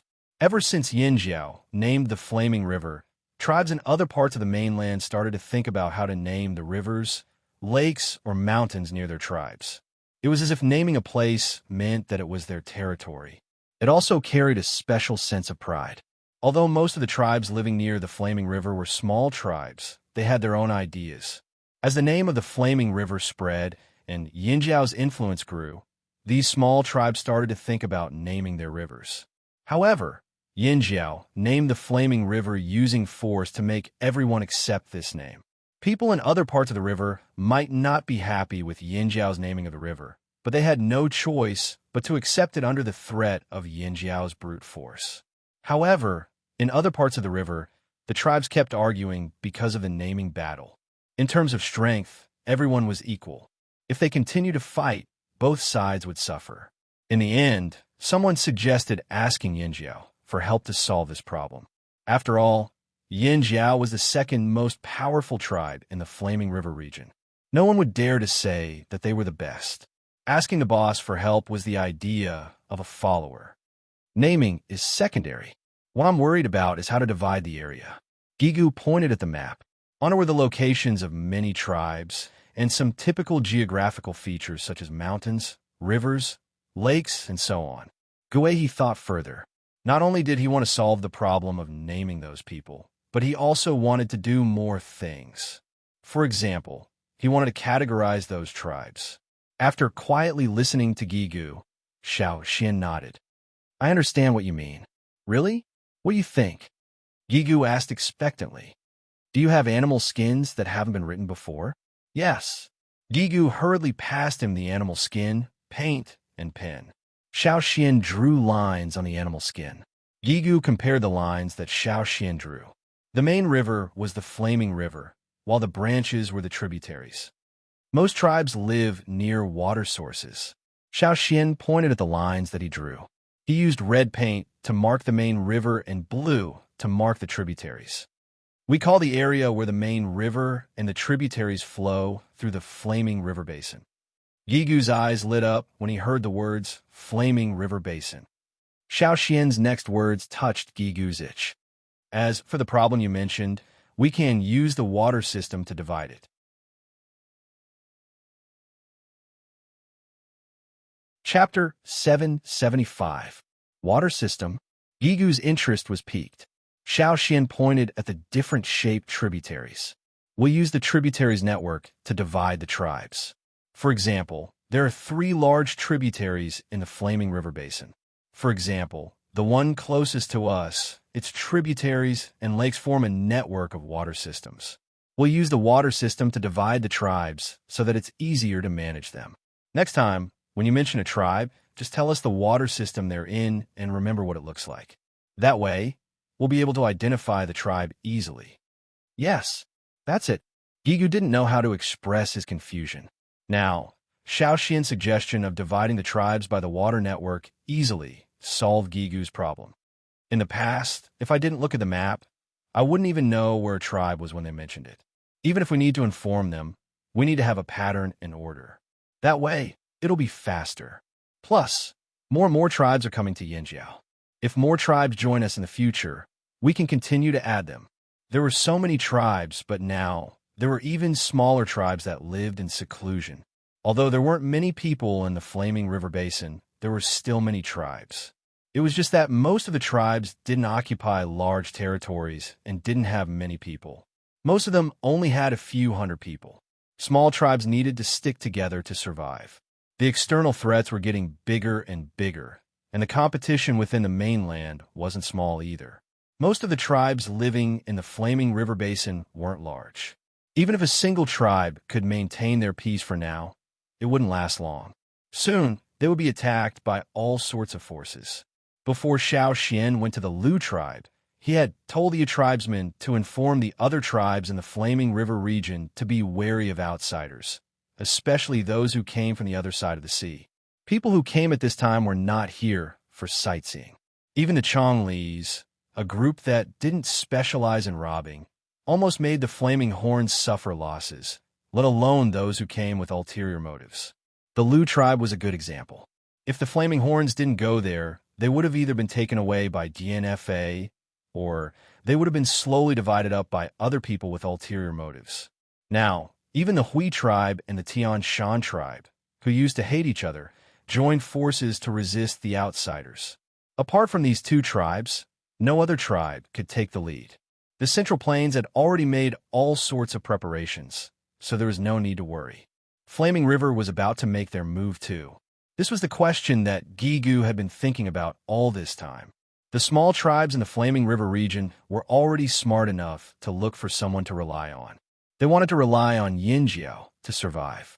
At this time, Yinjiao had many things to do. Xiao Xian listened to Gigu's thoughts. Gigu didn't plan to imitate the slave masters on the other side of the sea and establish a kingdom for the time being. The situation in the tribes was more complicated. Many tribes had just merged their fire seeds or just had the idea of merging their fire seeds. For thousands of years, the tribe's ideology was the most important thing. They wouldn't bow down and obey orders in just a few years. Bloody suppression wasn't a wise idea. The Thousand Mass tribe was able to imitate the Flaming River tribe's rule in the central region because those tribes have been dependent on them for many years. In the Flaming River region, the tribes had always been independent. Some of them didn't even want to work with other tribes. If it wasn't for the circumstances, they wouldn't have come out of hiding. There's something else, Xian, you might not know, Gigu said. What is it? Xiao Xian asked. I only heard about it when you went to the Lu tribe, Gigu said in a low voice. Slave masters are coming. Slave masters? Xiao Xian was puzzled. If it was just a regular slave master, Gigu wouldn't have specially mentioned it this time. Literally, those people took the tribesmen away, especially the children who haven't awakened their totemic powers. They sold them to the people on the other side of the sea as slaves. Otherwise, why would those tribes who have been hiding or didn't want to get close to us be in such a hurry to find us? There weren't many people in the small tribes here, and the children were targeted by outsiders. After all, children who hadn't awakened their totemic powers were easy to deal with, easy to transport, and easy to train.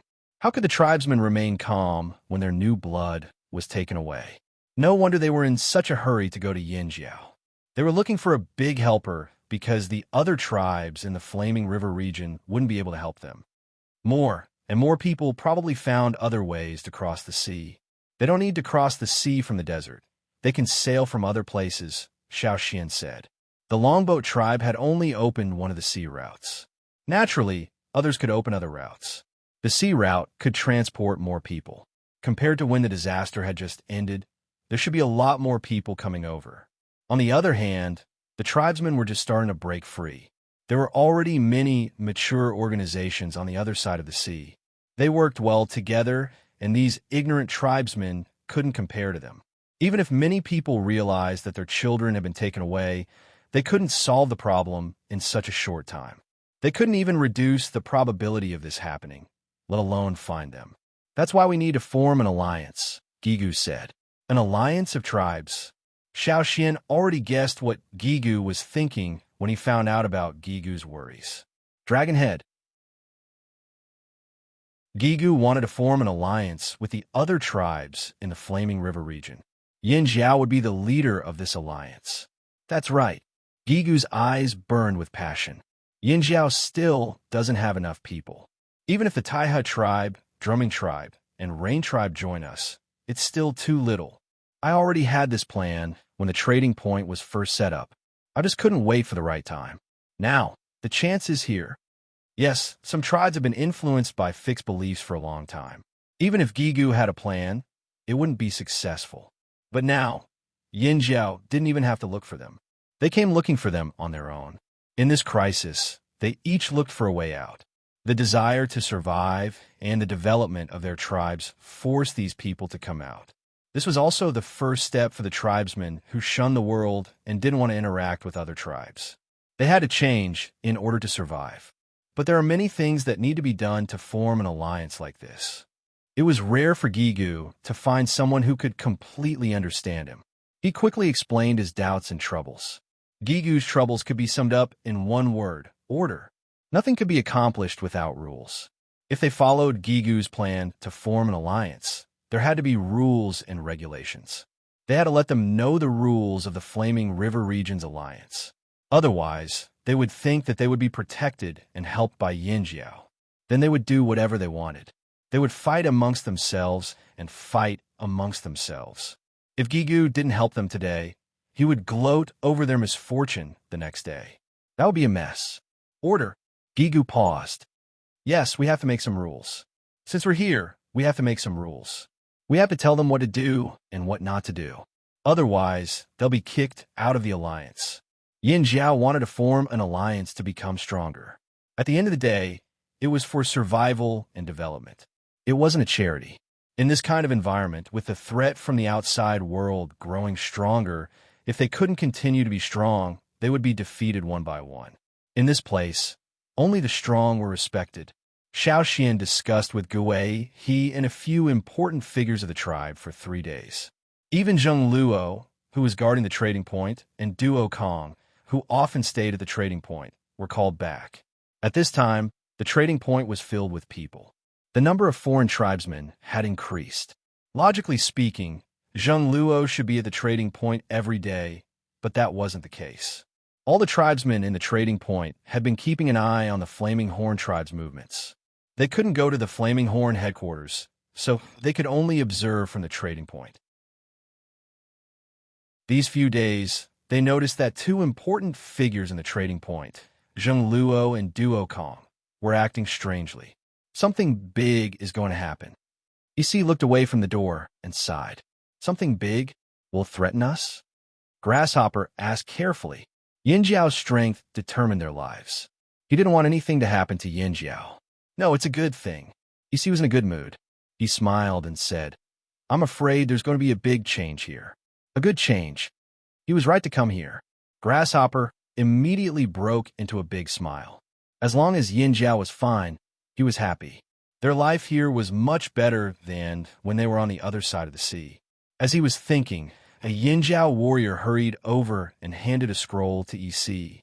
The head elder gave this to you.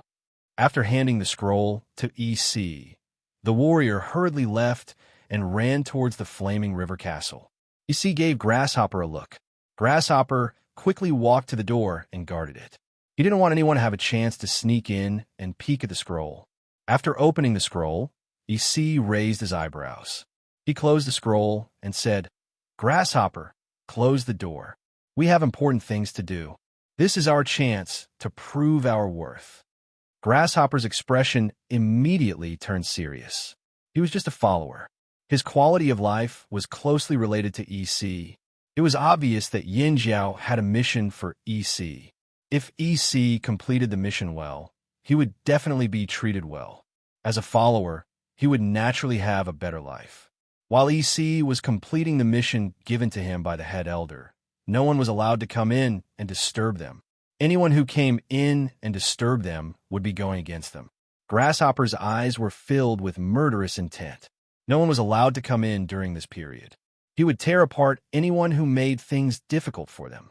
Gradually, everyone in the trading point noticed a strange atmosphere. Even some of the tribesmen who had just arrived felt that something was brewing and was about to break out of the ground. They continued to wait anxiously and uneasily. This was because Yinjiao's higher-ups, those above the team leader, had not appeared in the trading point for 3 days straight. They refused to meet with them. While everyone was speculating, Yinjiao announced a big announcement. Yinjiao would establish a great alliance in the Flaming River Valley. They would establish a new order here. Anyone who was willing to follow the new order of the alliance could join the alliance. Yinjiao's current chief, Gigu, current shaman, Gue Zhe, and head elder, Xiao Xian, jointly issued the first Flaming River Gathering Order.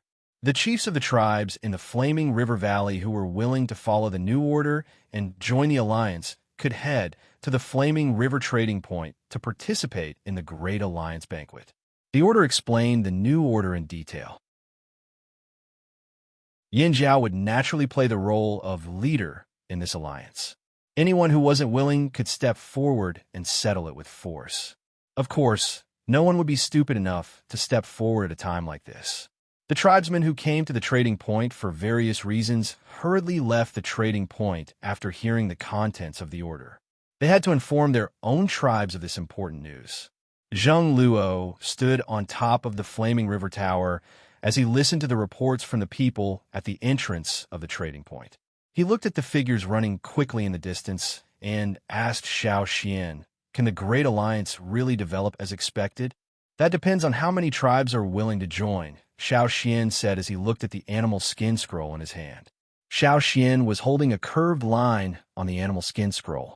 That was a section of the Flaming River, which was also the section they knew of so far. On this line, there were no tributaries for the time being. But soon, Xiao Xian believed that there would be more and more lines on this animal skin roll, just like the roots of a tree. The roots would grow longer and longer, and the branches would grow more and more. The drumming tribe. Abuli looked at the order he had just received and studied it carefully. In the end, he still didn't quite understand it. He knew that the Flaming Horns wanted to gather everyone together, but he couldn't guess the deeper meaning behind it. As for the new order mentioned in the order, he actually didn't have any objections. As long as it didn't harm the tribe's interests, he was willing to accept anything that was beneficial to them. To put it simply, Abuli's current mentality was to cling onto Yinjiao's thick thighs. He wouldn't lose anything anyway, at least after coming into contact with Yinjiao. Their tribe's lives were getting better and better. There was no doubt about that. "I want to go to Yinjiao for the banquet. Who wants to—" Before Abuli could finish, the crowd around him exploded. Me. Bring me along. Chief, look at me. Look at my feet. They're so big. How can you not bring me along?" Abuli saw that many people were already standing upside down and fighting with their feet. He snorted. He still remembered the first time he said he wanted to go to Yinjiao. Many people objected and didn't want to go. But now, they were all so enthusiastic that they even fought with their feet for a spot. At a certain section of the Flaming River, on a mountain some distance away from the Flaming River, a group of people gathered at the entrance of cave. "Flaming River Basin? Chief, are we part of the Flaming River Basin?" Someone asked anxiously. They just found out that the river was called the Flaming River not long ago, and their tribe wasn't close to the river. He was worried that Yinjiao's Flaming River Basin didn't include their tribe. The person standing at the entrance of the cave carefully held scroll. His eyes were filled with doubt. After carefully studying the few sentences on the scroll, he comforted himself. The Flaming River Basin doesn't just refer to the main stream. There are tributaries too. We're very close to one of the tributaries, so we should be part of the Flaming River Basin. Yes, we definitely are. Let's pack up and get ready to go to the Flaming River Trading Point. Who wants to go with me? Me. Chief, I'll go. I'm strong. I can run fast. I haven't been upstream yet. What do the Yinjiao people look like? I don't know. I heard from your people that the Yinjiao people look like fearsome beasts. Really? I want to know how many tribes have joined us. Not many, right? I don't know many tribes either. That's because you don't know. There must be many more. What's with the noise? We'll know when we get there.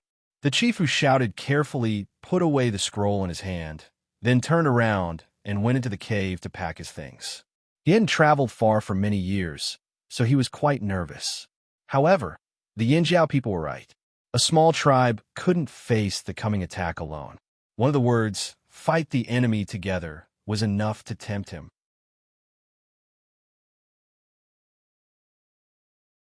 Chapter 776. This was the first time Yin Jiao publicly announced a gathering of tribes. This time, the tribes in the central region were not included. This was different from the grand banquet when the Flaming River trading point was first established. This gathering would have a huge impact on the Flaming River Basin. All the tribes living in the Flaming River Basin, regardless of whether they were willing to join the Great Alliance or not, would not be able to change the current situation. The Flaming River Basin was about to undergo a huge change. Some people were happy while others were worried. The people in Yinjiao, especially the higher-ups, had not slept well for the past few days. What could they do? They were under a lot of pressure. If only a few tribes were willing to join the gathering. Wouldn't that be embarrassing? That was why everyone, including Gigu, was worried. Only Xiao Xian was still doing what he was supposed to do. "Boss, how many tribes do you think will come?" Duo Kong stood at the top of the Flaming River Tower, the tallest building in the trading point. He stood under the flag with the Yinjiao totem on it and looked at the sparsely populated trading point. He could not hide his nervousness. Zheng Luo sighed and looked outside the trading point. "I don't know, at least 10? Duo Kong counted with his fingers. The Rain tribe, the Taiha tribe, the Drumming tribe, and the Lu tribe, who had just arrived, would definitely not refuse to join the alliance. As for the Pu tribe, the Drumming tribe, the tribe, the Drumming tribe, and the others, Duo Kong didn't know much about them. There were also tribes further away and those who came from Yinghai. They had no choice but to come to Yinjiao for the first time. Even if many of them were unwilling, there should be at least 1 or 2 tribes who were willing to join the Great Alliance, right? 10 there should be. Duo Kong encouraged himself in his heart. After convincing himself, he felt a little more confident. When they first learned of Gui, He, and Xiao Xian's plan, they were also quite surprised. The scenario that Xiao Xian described was what they wanted to see, but after all, it was just a fantasy that had yet to happen. As for the outcome, they could only wait and see. "We haven't heard the horn today." Zheng Luo looked at the setting sun and sighed. "It's still early. It should sound in a few days," Duo Kong said hesitantly. After leaving the Flaming River Tower, Zheng Luo walked out of the trading point. There were 3 gates to the trading point. After the order was issued, one of the gates was remodeled and became the largest of the 3 gates. The 2 sides of the door were built with huge stones, which were then carved into the shape of 2 huge beast heads. The ratio was almost 1:1. Of these 2 types of dire beasts, one was a carnivorous giant dire beast, and the other was a herbivorous giant dire beast. The former had the sharp fangs of the carnivorous dire beasts, while the latter had some huge hard horns. They were both among the top dire beasts in the forest and were not easy to hunt. Every time such dire beasts were hunted, it required a planned encirclement and teamwork. This time, when they remodeled the gates to the trading point, they made the design of 2 dire beasts. Although the dire beasts' heads were carved out of stone, the fangs and horns embedded in the statues were genuine. They were the treasures the tribe had collected over the years. This time, they used them to build the walls. The carvings of the 2 dire beasts' heads were not very detailed. Many parts were not smooth and had a rough feel, but it was enough to let people see the general shape of the 2 dire beasts' heads. Also, because it was not detailed enough, the rough parts added a rough, wild, and mysterious feeling to the statues. The stones used to make the dire beasts' heads were above average. This time, Yinjiao had invested a lot. It was no wonder that Zheng Luo and the rest were nervous and felt pressured. This gate was the largest gate in the trading point, and it was also the gate that Yinjiao had invested the most. The Yinjiao people called this gate the Beast Head Gate. The horn that Zheng Luo mentioned before was the horn that was placed in the 2 dire beast heads. If the people guarding this gate discovered that a tribe had responded to the summons, they would blow the horn to let others know that a tribe had arrived. Unfortunately, they had not heard a single sound of the horn. The Drumming tribe, Taiha tribe, Rain tribe, and Lu tribe didn't come immediately because they were very close to the Flaming Horn tribe. When the Flaming Horn tribe said the feast would start, they would come immediately. They had already made their stance clear. It didn't matter if they came early or late. That was why the Flaming Horn tribe was mainly waiting for the tribes that were further away. Looking at the Beast Head Gate, Zheng Luo asked the guards, "Have you seen the Grand Elder?" "I think he's over there." A guard pointed in a direction. Zheng Luo walked in that direction. That was where the King's Stoneworm used to live. Yin Jiao had claimed the land, but had not started construction yet. Their original plan was to expand the trading point and connect it to the other side. However, they did not have enough people. Now that the trading point was big enough to accommodate everyone here, they did not need the other side. When Zheng Luo saw Xiao Xian was sitting in the stone forest. He was holding an animal skin scroll and drawing something on it. Zheng Luo went over to take a look, but did not understand. "What are you drawing?" asked Zheng Luo. "A design." Xiao Xian put down the pen in his hand and moved his stiff neck. He had been sitting here for a whole day. "A design? You plan to expand the trading point?" Zheng Luo was shocked. If it wasn't for expansion, what was the point of drawing a design? "Maybe it's time to expand." Xiao Xian stood up from a rock. "But you said before that we don't have many people. We don't need this place for now." "There will be more soon," said Xiao Xian. Zheng Luo understood what Xiao Xian meant by "there will be more soon." "You're so optimistic about this gathering." Seeing Xiao Xian's calm demeanor, Zheng Luo felt a little more confident. Originally, he came to Xiao Xian to ask Xiao Xian to use not divination, but now it seemed that there was no need. Xiao Xian had already expressed his opinion. After thinking it through, Zheng Luo felt the pressure on him lessen. Since Xiao Xian was so confident, he would wait a little longer. Xiao Xian was optimistic about this gathering because of his intuition and because he had already sent the people to spread the news. Most of the tribes in the Flaming River region didn't like foreign tribesmen, but they didn't have enough power. They hadn't come up with a plan yet because of the lack of information. What Xiao Xian asked the tribesmen to deliver wasn't just a message, but also a message to let them know that the invaders were stronger and more ambitious. There were a lot of them, too. Small tribes had to unite to have a better chance of survival. The Flaming Horns tribe was like a core, and the other tribes gathered around this core. If it weren't for the foreshadowing and the threat of the foreign tribesmen, Xiao Xian didn't know how the other tribes would react. What was done was done. All that was left was to wait. At the trading point, after Zheng Luo left, the Yinjiao warriors guarding the Beast Head Gate were also discussing and guessing how many people would come. Every time the horn sounded, a tribe would come. That was why even if they weren't on duty, they could still hear the horn. "How many tribes do you think will come?" "5. Bullsh *T. There are already 4 tribes around here. It's definitely more than 5. 7. 9. I'm guessing 10. I'm guessing 20. Definitely not 20. I'm guessing 15. The Yinjiao tribesmen weren't the only ones discussing this. The expedition teams that came to the Flaming River trading point were also discussing this. Many of them had already completed their trade and should have left long ago. Who knew that Yinjiao would send out a call to form an alliance? When they heard this, their curiosity was piqued, and they decided to stay for a few more days to see how effective Yinjiao's call would be. Many of them wanted to make fun of themselves. Of course, most of them wanted to join in the fun. "Let's bet. Let's guess how many tribes will come." "I'm betting under 10.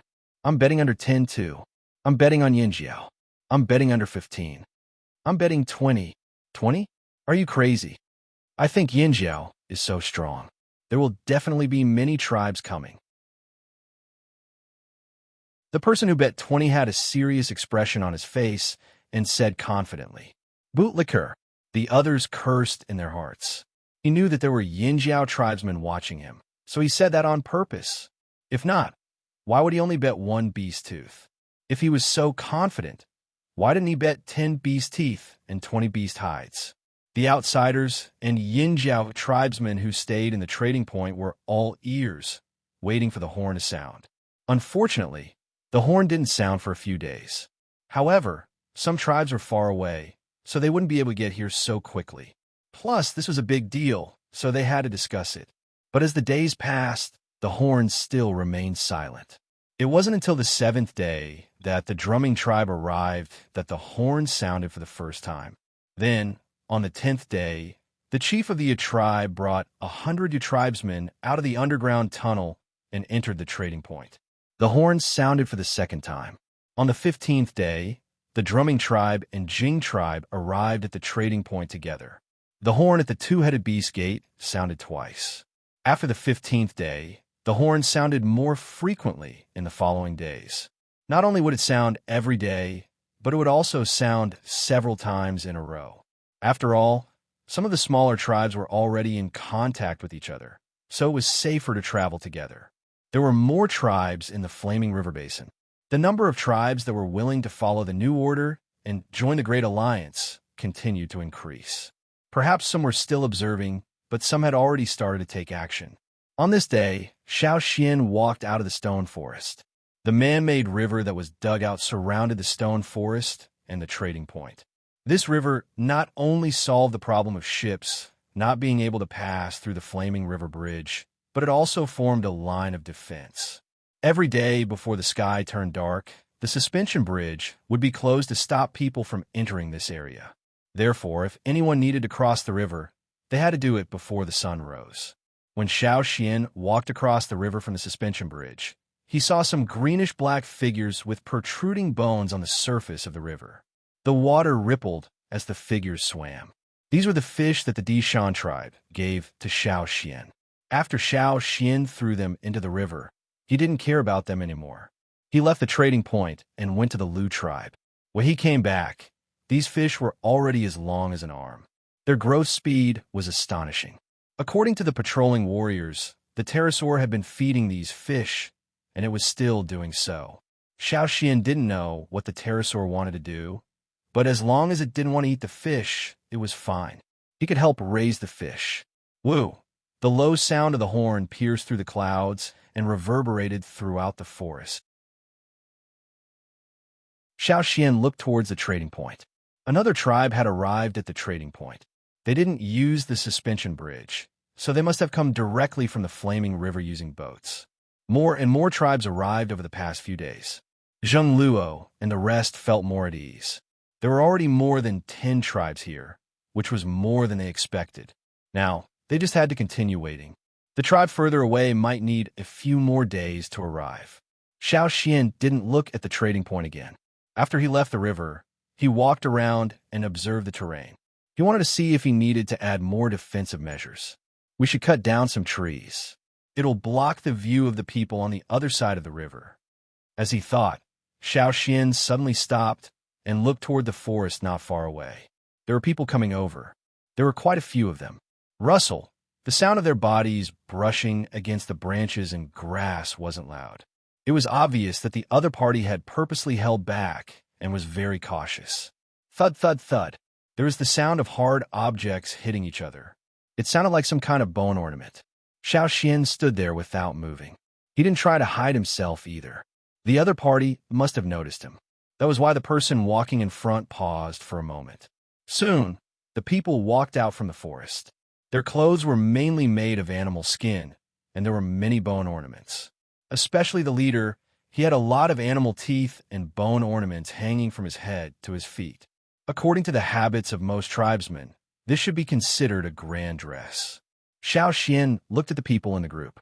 They were all young and strong, all totemic warriors. Regardless of gender, they all had a sharp aura around them. This was a tribe that was good at fighting. Who are you? One of the people in the group took 2 steps forward and stared at Xiao Xian cautiously. The leader only turned his head slightly, his sharp eyes casually sweeping across the group, stopping the others who were about to speak. His arms seemed to be raised casually, but it was like a city wall, stopping the people in the group who were about to step forward. A traveler? Or a tribesman who answered the summons? The leader asked in a deep voice. Xiao Xian was about to answer when he frowned and turned to look in another direction. Someone else was coming. Bang! The person who asked the question just now stepped on the ground, and his aura increased. His animal skin clothes flapped in the wind. Originally, the clothes were loose, but with the appearance of the totem patterns and the continuous increase of the totem power, his body swelled, and the animal skin clothes became tight. When he waved his arms, the airflow made a whooshing sound like the whistling of the winter wind, biting cold and full of a murderous aura. After that person, the others in the group also activated their totemic power and looked in the same direction cautiously. Soon, another group of people appeared in that direction. The person walking in front looked at the group not far away and sneered. Thunder Mountain Tribe? I didn't expect you to come too. Drumming Tribe, what are you doing here? The Thunder Mountain Chief's tone was very bad. It was obvious that the relationship between the two parties wasn't very good. Same as you, of course. The Drumming Chief's eyes flashed coldly. Xiao Xian, who was standing there, was ignored by both sides.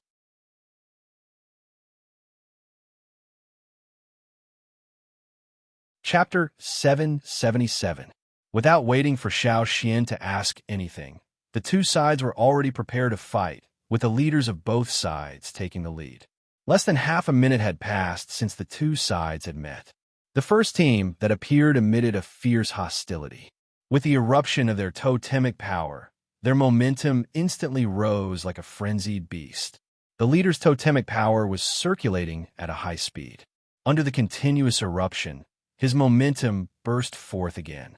His arm, which had already grown thicker, seemed to be inflated again. In the blink of an eye, it doubled in size. He did not grow any taller, but he looked like a powerful beast. His arms were so thick that even EC's half-beast slaves might not be able to compare to them. His fist, which was much larger than a normal person's, rumbled like thunder. The wind from his fist made the bone ornaments on the man's body crackle, as if a thunderstorm was about to descend after a muffled thunder. If this punch landed, even a mountain rock would be blown apart. If a normal person was hit by this punch, even if they did not die, they would lose half of their life. The second team that appeared did not show a trace of surprise or fear in the face of such a ferocious battle formation. They seemed to have expected this, and their fighting spirit rose. Their bodies did not look as strong as their opponents. At this time, their opponents had changed because of their totemic power. One of them could fit 2 or 3 of them. However, they did not rely on their strong bodies, but on the sharp weapons in their hands. Horns, bones, or stone tools were polished into curved knives. Some were even directly connected to handles of different lengths. There were still traces of blood on the edges of the blades that had not yet dried up. These were the traces left behind by the trouble they had dealt with on their way here. The leader of the second team held a scimitar polished from a beast's tooth. He rushed out like lightning, his body suddenly bouncing up with a kind of domineering momentum. The scimitar in his hand was like a fierce beast opening its fangs, rushing towards the leader of the other team. The strong wind that was stirred up carried a sense of ruthlessness. When their leaders started fighting, the people in both teams also rushed out after them. The nearby flocks of birds flew away in fright, and the falling leaves were blown away by the wind. The battle was about to start. Xiao Xian looked at the scene in front of him. He didn't expect the two sides to start fighting so soon. Did they not know where they were? Although this place wasn't within Yin Jiao's territory, it wasn't too far away. If a fight really broke out, it would definitely cause quite a commotion. Yin Jiao had just sent out the order, and the League of Legends hadn't been established yet. If the people who came over started fighting before they even entered the trading area, what would the people who were waiting to see a joke think? Perhaps he would gloat even more. Look, those tribesmen start fighting as soon as they see each other. Is this how the Great Alliance is? Could it be built? What would the tribes that responded to the summons think when faced with such a situation? He didn't have time to think too much. The totem power burst out from his body. Xiao Xian's figure flashed and disappeared. Originally, in this area, at this time, the people with the strongest aura were naturally the leaders of both teams. But just as they were about to start fighting, an even stronger and fiercer aura suddenly rose.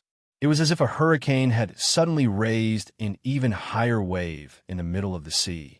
It directly suppressed the strong aura from before. This sudden aura was like a giant beast deep in the mountains. It forcibly broke the atmosphere created by the two of them. In the air, the turbulent air currents collided with each other, creating a series of explosions. Countless waves of air blasted outwards. Bang! The muffled sound of the collision was sharp and piercing to the ears. The man with bone ornaments all over his body had a huge fist that could shatter mountains, but it was blocked by a palm. It was as if he had met a huge mountain. He couldn't move forward. He looked at the palm that blocked his fist and saw an arm covered with totem patterns. The totem patterns seemed to have a life of their own as they flowed. Among the flame-like patterns, there were some crimson flames coming out of them. Streams of air that could be seen with the naked eye erupted from the pores of the arm. It was as if the blood in the arm, under the skin, was being boiled by the flames. The surrounding temperature was also raised. The flames around the arm were like fire snakes moving at high speed, tearing apart the aura they had accumulated. On the other side, the beast-tooth knife that was supposed to strike was blocked by a metal weapon that flashed with cold light. The ear-piercing sound, just now, was the sound of the beast-tooth knife scraping against the body of the knife. Xiao Xian didn't care what the two of them were thinking. After blocking both sides, his body flashed. His feet didn't move from a spot. Then, without any rest, he shook his shoulders and used his strength to shake out his arms. Qi, whether it was the man with the beast-tooth knife or the man with the bone ornaments, they all felt as if they had been hit by a ferocious beast head-on. The strong force pushed them out. Their feet dug up the grass on the ground, creating a ditch that was more than 10 meters long. If it weren't for the others holding on to them, the ditch would have been even longer. The man with the bone ornaments pushed away the person who was holding him. He felt pain all over his body. The blood in his chest was boiling, as if he had just been hit with a sledgehammer. He could even smell the sweet smell of blood when he breathed, especially the arm that had just been thrown out. Other than the pain, he couldn't feel anything else. He had temporarily lost all feeling. However, he couldn't care less about the injury on his arm. He looked at the person who had suddenly appeared in front of him in shock. The man with the beast-tooth knife who had been bounced away wasn't any better. His arms and legs were still numb. Especially after the shock, his whole body felt like it was going to fall apart. There was a scorching heat under his palm. The place that was pressed against the beast-tooth knife was burning with pain. No one knew better than him how much strength he had put into that strike. Even so, it was still easily blocked. The high temperature caused by the friction between the knife and the metal object in the man's hand told him that everything that had just happened wasn't an illusion. His heart was in turmoil because of the sudden accident. He stared at Xiao Xian with his eyes wide open, but he couldn't say a word. Who was this person? Everyone who had seen what had just happened was shocked. They were frozen in their attacking positions. They had thought that it was just an insignificant person. They hadn't expected such a thing to happen. They knew very well how powerful their leader was. Even so, not only had his attack been blocked, but he had also been forcefully pushed away. Looking at the ditch on the ground where the grass had been shoveled away, and then looking at the person who was standing there unharmed, everyone felt a chill run down their spine. They were terrified. "Who are you?" the man with the bone ornaments asked doubtfully. "Yin Jiao." The drumming chief didn't blink. The shock in his eyes was gone, and there was no anger. Instead, there was a trace of excitement. "Yin Jiao." Hearing the drumming chief's words, the others were shocked. They carefully looked at Xiao Xian. They had thought that he was just an insignificant passerby, so they didn't pay much attention to him. Now that they knew he was a Yin Jiao man, they naturally had to take a closer look. This was a Yin Jiao man? Why was he so different from what they knew? Didn't they say that Yin Jiao people looked like fearsome beasts? That wasn't right. Perhaps Yin Jiao people didn't look like fearsome beasts, but were more like fearsome beasts in other aspects. They could tell that just by looking at how he had blocked the two leaders. Were Yin Jiao people really that strong? Xiao Xian withdrew his hand. Seeing that both sides had calmed down, he calmed the totemic power in his body. The totemic patterns dissipated, and the flames around his body disappeared. "Yin Jiao, Xiao Xian. Who are you?" Xiao Xian looked at the two groups of people. They had totemic patterns on their bodies that represented their tribes. However, Xiao Xian had never seen these two totemic patterns before. In other words, it was very likely that these two tribes were here for the first time. The drumming chief quickly shook his hands behind his back to get rid of the numbness from before. His gloomy face revealed a surprised smile. "You're Xiao Xian? Yin Jiao's great elder, Xiao Xian." Great elder? The Thunder Mountain chief looked at Xiao Xian. He had regained some feeling in his arms, but the pain from before was still clear. "You're Yin Jiao's great elder?" The Thunder Mountain chief asked again in disbelief. Even the other Thunder Mountain tribesmen behind him opened their mouths wide. "That's right, I am." Xiao Xian nodded, then looked at the two leaders of the two groups. The leader of the drumming tribe reacted quickly. He sheathed his scimitar and walked toward Xiao Xian. The drumming tribe's chief, C.I. Du, has answered the summons with the drumming tribe. C.I. Du's eyes shone with excitement. He treated different people differently. If the person he was facing was weak, he would never treat them so warmly. Plus, they were here for the Yin Jiao tribe. He was relieved that he didn't do anything to offend this person. As expected, a tribe that had the guts to send out a summons was very powerful. He had heard of this grand elder from the tribesmen. The tribesmen once told him that it was fine if he didn't remember the other Flaming Horns' names, but he had to remember Xiao Xian's name. C.I. Du looked at the stunned Thunder Mountain tribesmen and sneered in his heart. As expected, they were a bunch of brainless idiots. He remembered that when they arrived, the atmosphere between the Thunder Mountain tribesmen and Yin Jiao's great elder wasn't very good. They answered the summons, but didn't gather any information. They didn't even know who this person was, let alone answer the summons. The leader of the Thunder Mountain tribesmen came back to his senses. He calmed himself down and said, "The Thunder Mountain tribe's chief, Lu Zhai, has answered the summons with the Thunder Mountain tribesmen." The drumming tribe and the Thunder Mountain tribe? Xiao Xian looked at the two groups. Both sides only brought about 100 people. Xiao Xian's gaze made the Thunder Mountain tribesmen's hearts skip a beat. They were afraid that this person would hold a grudge against them because of their bad attitude. They heard that many large tribes would start a fight without saying anything. However, Xiao Xian's next words made them heave a sigh of relief. The sun has already set, and the drums have already sounded once. When the drums sound for the third time, the sky will be dark. Then, you won't be able to cross the river or enter the trading point tonight. Xiao Xian pointed in a direction. "Head this way, and you'll see a suspension bridge. You can cross the river from there." As he spoke, a few muffled drum beats that sounded like the roars of wild beasts sounded again. This was the second time. C.I. Du originally wanted to chat with this Yin Jiao's great elder a little longer, but now he had no choice but to stop talking. Their journey was more important. They didn't want to spend the night here. They didn't know how many people were watching them. This was their first time in Yin Jiao's territory, so they weren't familiar with the roads. However, Xiao Xian had already pointed them in the right direction. They just had to walk in that direction. "Thank you." After C.I. Du thanked him, he didn't waste any more time and quickly led his men in that direction. The Thunder Mountain tribesmen didn't want to be left behind. After thanking Xiao Xian, C.I. Du led his men and chased after them. On the way, C.I. Du thought about many things.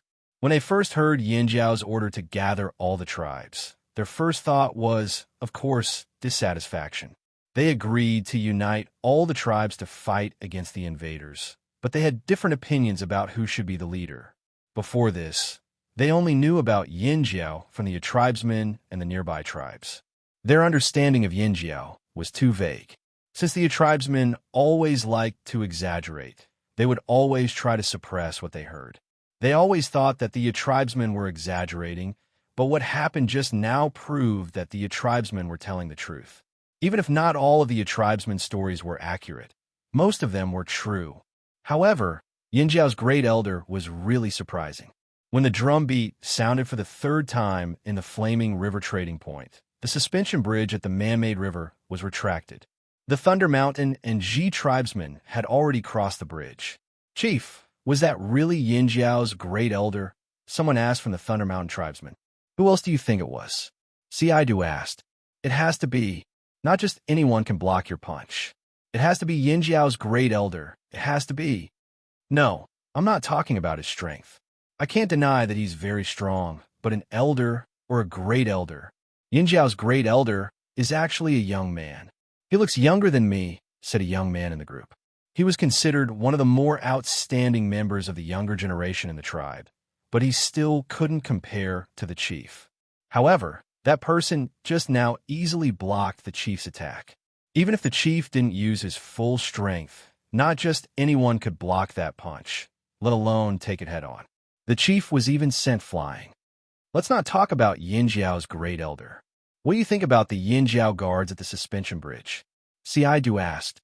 Even though those guards aren't as strong as Yin Jiao's great elder, they don't look weak either. I heard they hunt fearsome beasts for a living. Difference. This was the first time they realized the difference between them and the Yin Jiao tribe. The Thunder Mountain tribesmen weren't the only ones who thought this way. The Ji tribesmen felt the same way too, but Xiaidu was a little more thoughtful. He reminded the people in the group what to say when they entered the trading point and what to keep to themselves. Needless to say, Xiaoxian's appearance scared Xiaidu out of his wits. After the flaming river trading point's drum sounded for the third time, the people in the trading point were ready to rest. The sun had completely set and night had arrived. They gathered in groups of 3 to 5 to discuss the tribes that had answered the call today. After that, they went back to their own places, thinking about how many tribes would come tomorrow. There are already 18 tribes. No one expected so many tribes to answer the summons. Even if they didn't think highly of some of the tribes, they were still tribes. One tribe wasn't good enough, but many of them were still impressive. At the trading point, at the entrance of the Beast Head Gate, under the guidance of the guards, the drumming tribesmen who arrived first came to a 2-meter-tall and 10-meter-long stone tablet. There were some words and pictures on the tablet. These were the names and totems of the tribes that had answered the summons. There were also the signatures of the people who had written these words. All of them were the names of the chiefs of these tribes. Xiaidu had never heard of many of these tribes and had never seen their totems before. He didn't know there were so many tribes living by the flaming river. Perhaps he didn't remember the names, but he still remembered the totems. Tribesmen had a deeper memory of totems than tribe names, so they were sure they had never heard of or seen half of these tribes. Taking the paint and pen from the guard, Xingdu drew the totem of the drumming tribe at the position of the 19th square on the stone tablet, and wrote the word drumming on it seriously. He felt that other than the time he took over as chief, this was the second time he had to draw and write so seriously. He was sweating profusely after he finished writing each word. After the totem and tribe names, Xiaidu took a deep breath and wrote his own name, then pressed a palm print on the tablet. Looking at the words and palm print, Xiaidu felt that his arm was still numb from being blocked by the Yin Jiao Grand Elder. He wasn't in a good state, so he wasn't satisfied with his drawing. "Can I rewrite it?" Xiaidu asked.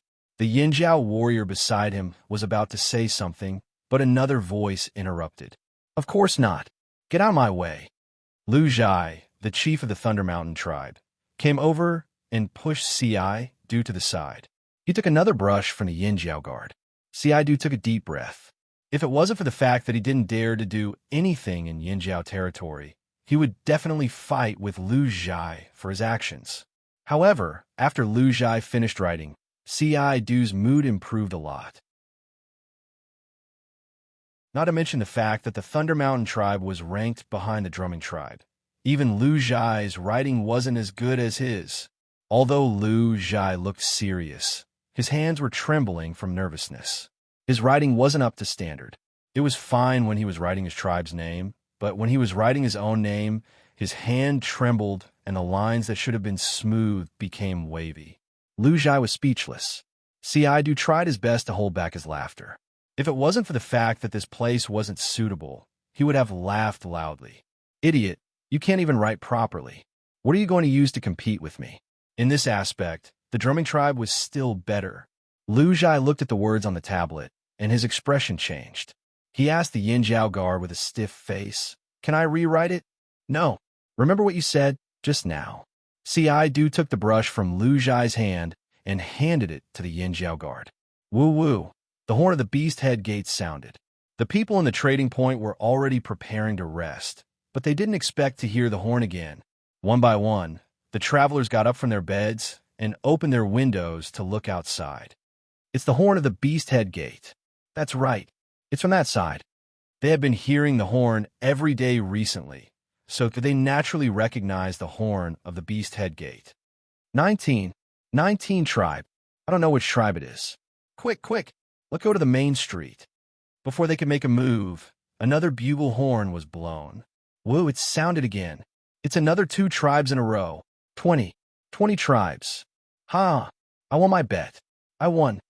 The traveler who had bet 20 laughed loudly. You're celebrating too early. It's not over yet. There will definitely be more tribes coming tomorrow. If there are more than 20 tribes, you'll lose just like us. I didn't expect so many tribes to come. I wonder if the tribes coming this time are weak. Quick, quick, quick. Let's go to the main street, or there won't be any seats left. After entering the trading point from the Beast Head Gate, C.I. Du and his group saw a clean and spacious road that had been smoothed out. Beside the road, there were many stone pillars with a water moon stone placed on top of each pillar. After the sun had set, the water moon stone shone brightly, illuminating the entire street like a white rope that led from the Beast Head Gate all the way to the Flaming River Castle. Is this the legendary Flaming River trading point? The people in the group were shocked by everything they saw, from the houses to the decorations. However, they didn't have time to admire the tall houses on both sides of the main street. The crowd that had gathered to watch the show had already made them nervous. People in the houses opened their windows and looked out. There was even a child leaning against the window, looking out curiously. So people also gathered on the roof. So many people. The number of people on both sides of the street was already more than the total number of people in their tribe. Seaidu gripped his beast-tooth knife tightly. He really wanted to kill someone. If they were outside, there would definitely be a fight to the death if so many people approached them. However, it was different now. The guards of the Flaming Horn tribe had already told them that large-scale fights were not allowed in the trading point. Also, as long as these tribes who were summoned walked on this street, the Flaming Horn tribe would not allow anyone to attack them. They looked at the people on both sides of the street. Although they were all looking at them with different intentions, no matter if it was good or bad, no one stepped onto this flat road. Hey, over there, which tribe are you from? Yeah, which tribe are you from? The people who were watching the show asked. 2 short and fat figures squeezed out from the crowd. Their large faces squinted, and their beards that covered most of their faces twitched. It's the drumming tribe. I can smell them, one of them said. There's also the Thunder Mountain tribe. That earthy smell is definitely from the Thunder Mountain tribe. The other person shouted. They're here too. Quick, tell the chief that the drumming tribe and Thunder Mountain tribe are here. The 2 short and fat figures quickly disappeared from the crowd. One of them instinctively dug into the ground, but after a while, he realized that this was Yin Jiao's territory and he was not allowed to dig. So he got up and continued running. Drumming tribe? Thunder Mountain tribe? I've never heard of them, someone said. I've never heard of them either, but these 2 tribes seem more difficult to deal with than the tribes that came today. They have a lot of blood on them. There are already 20 tribes. I wonder if there will be 30 in a few days. Sigh, I really want to persuade our chief to move to the Flaming River Basin. The Great Alliance. I plan to go back and talk to our chief. If we want to move, why don't we move to the Flaming River Basin? The Flaming River Basin is still big anyway. We can still join the Great Alliance. Yes, that's what I think too. Humans were social animals. Under the influence of the atmosphere, there was always a herd mentality. No matter what they thought or said when they first heard Yin Jiao's order, they were now starting to acknowledge Yin Jiao's Great Alliance. They even wanted to join it. This situation made both the Yin Jiao people and the tribes that came to the trading point to choose to join the Great Alliance. You're tuning into the Warrior Lore YouTube channel. Don't forget to subscribe and join us on this journey to catch the most captivating stories.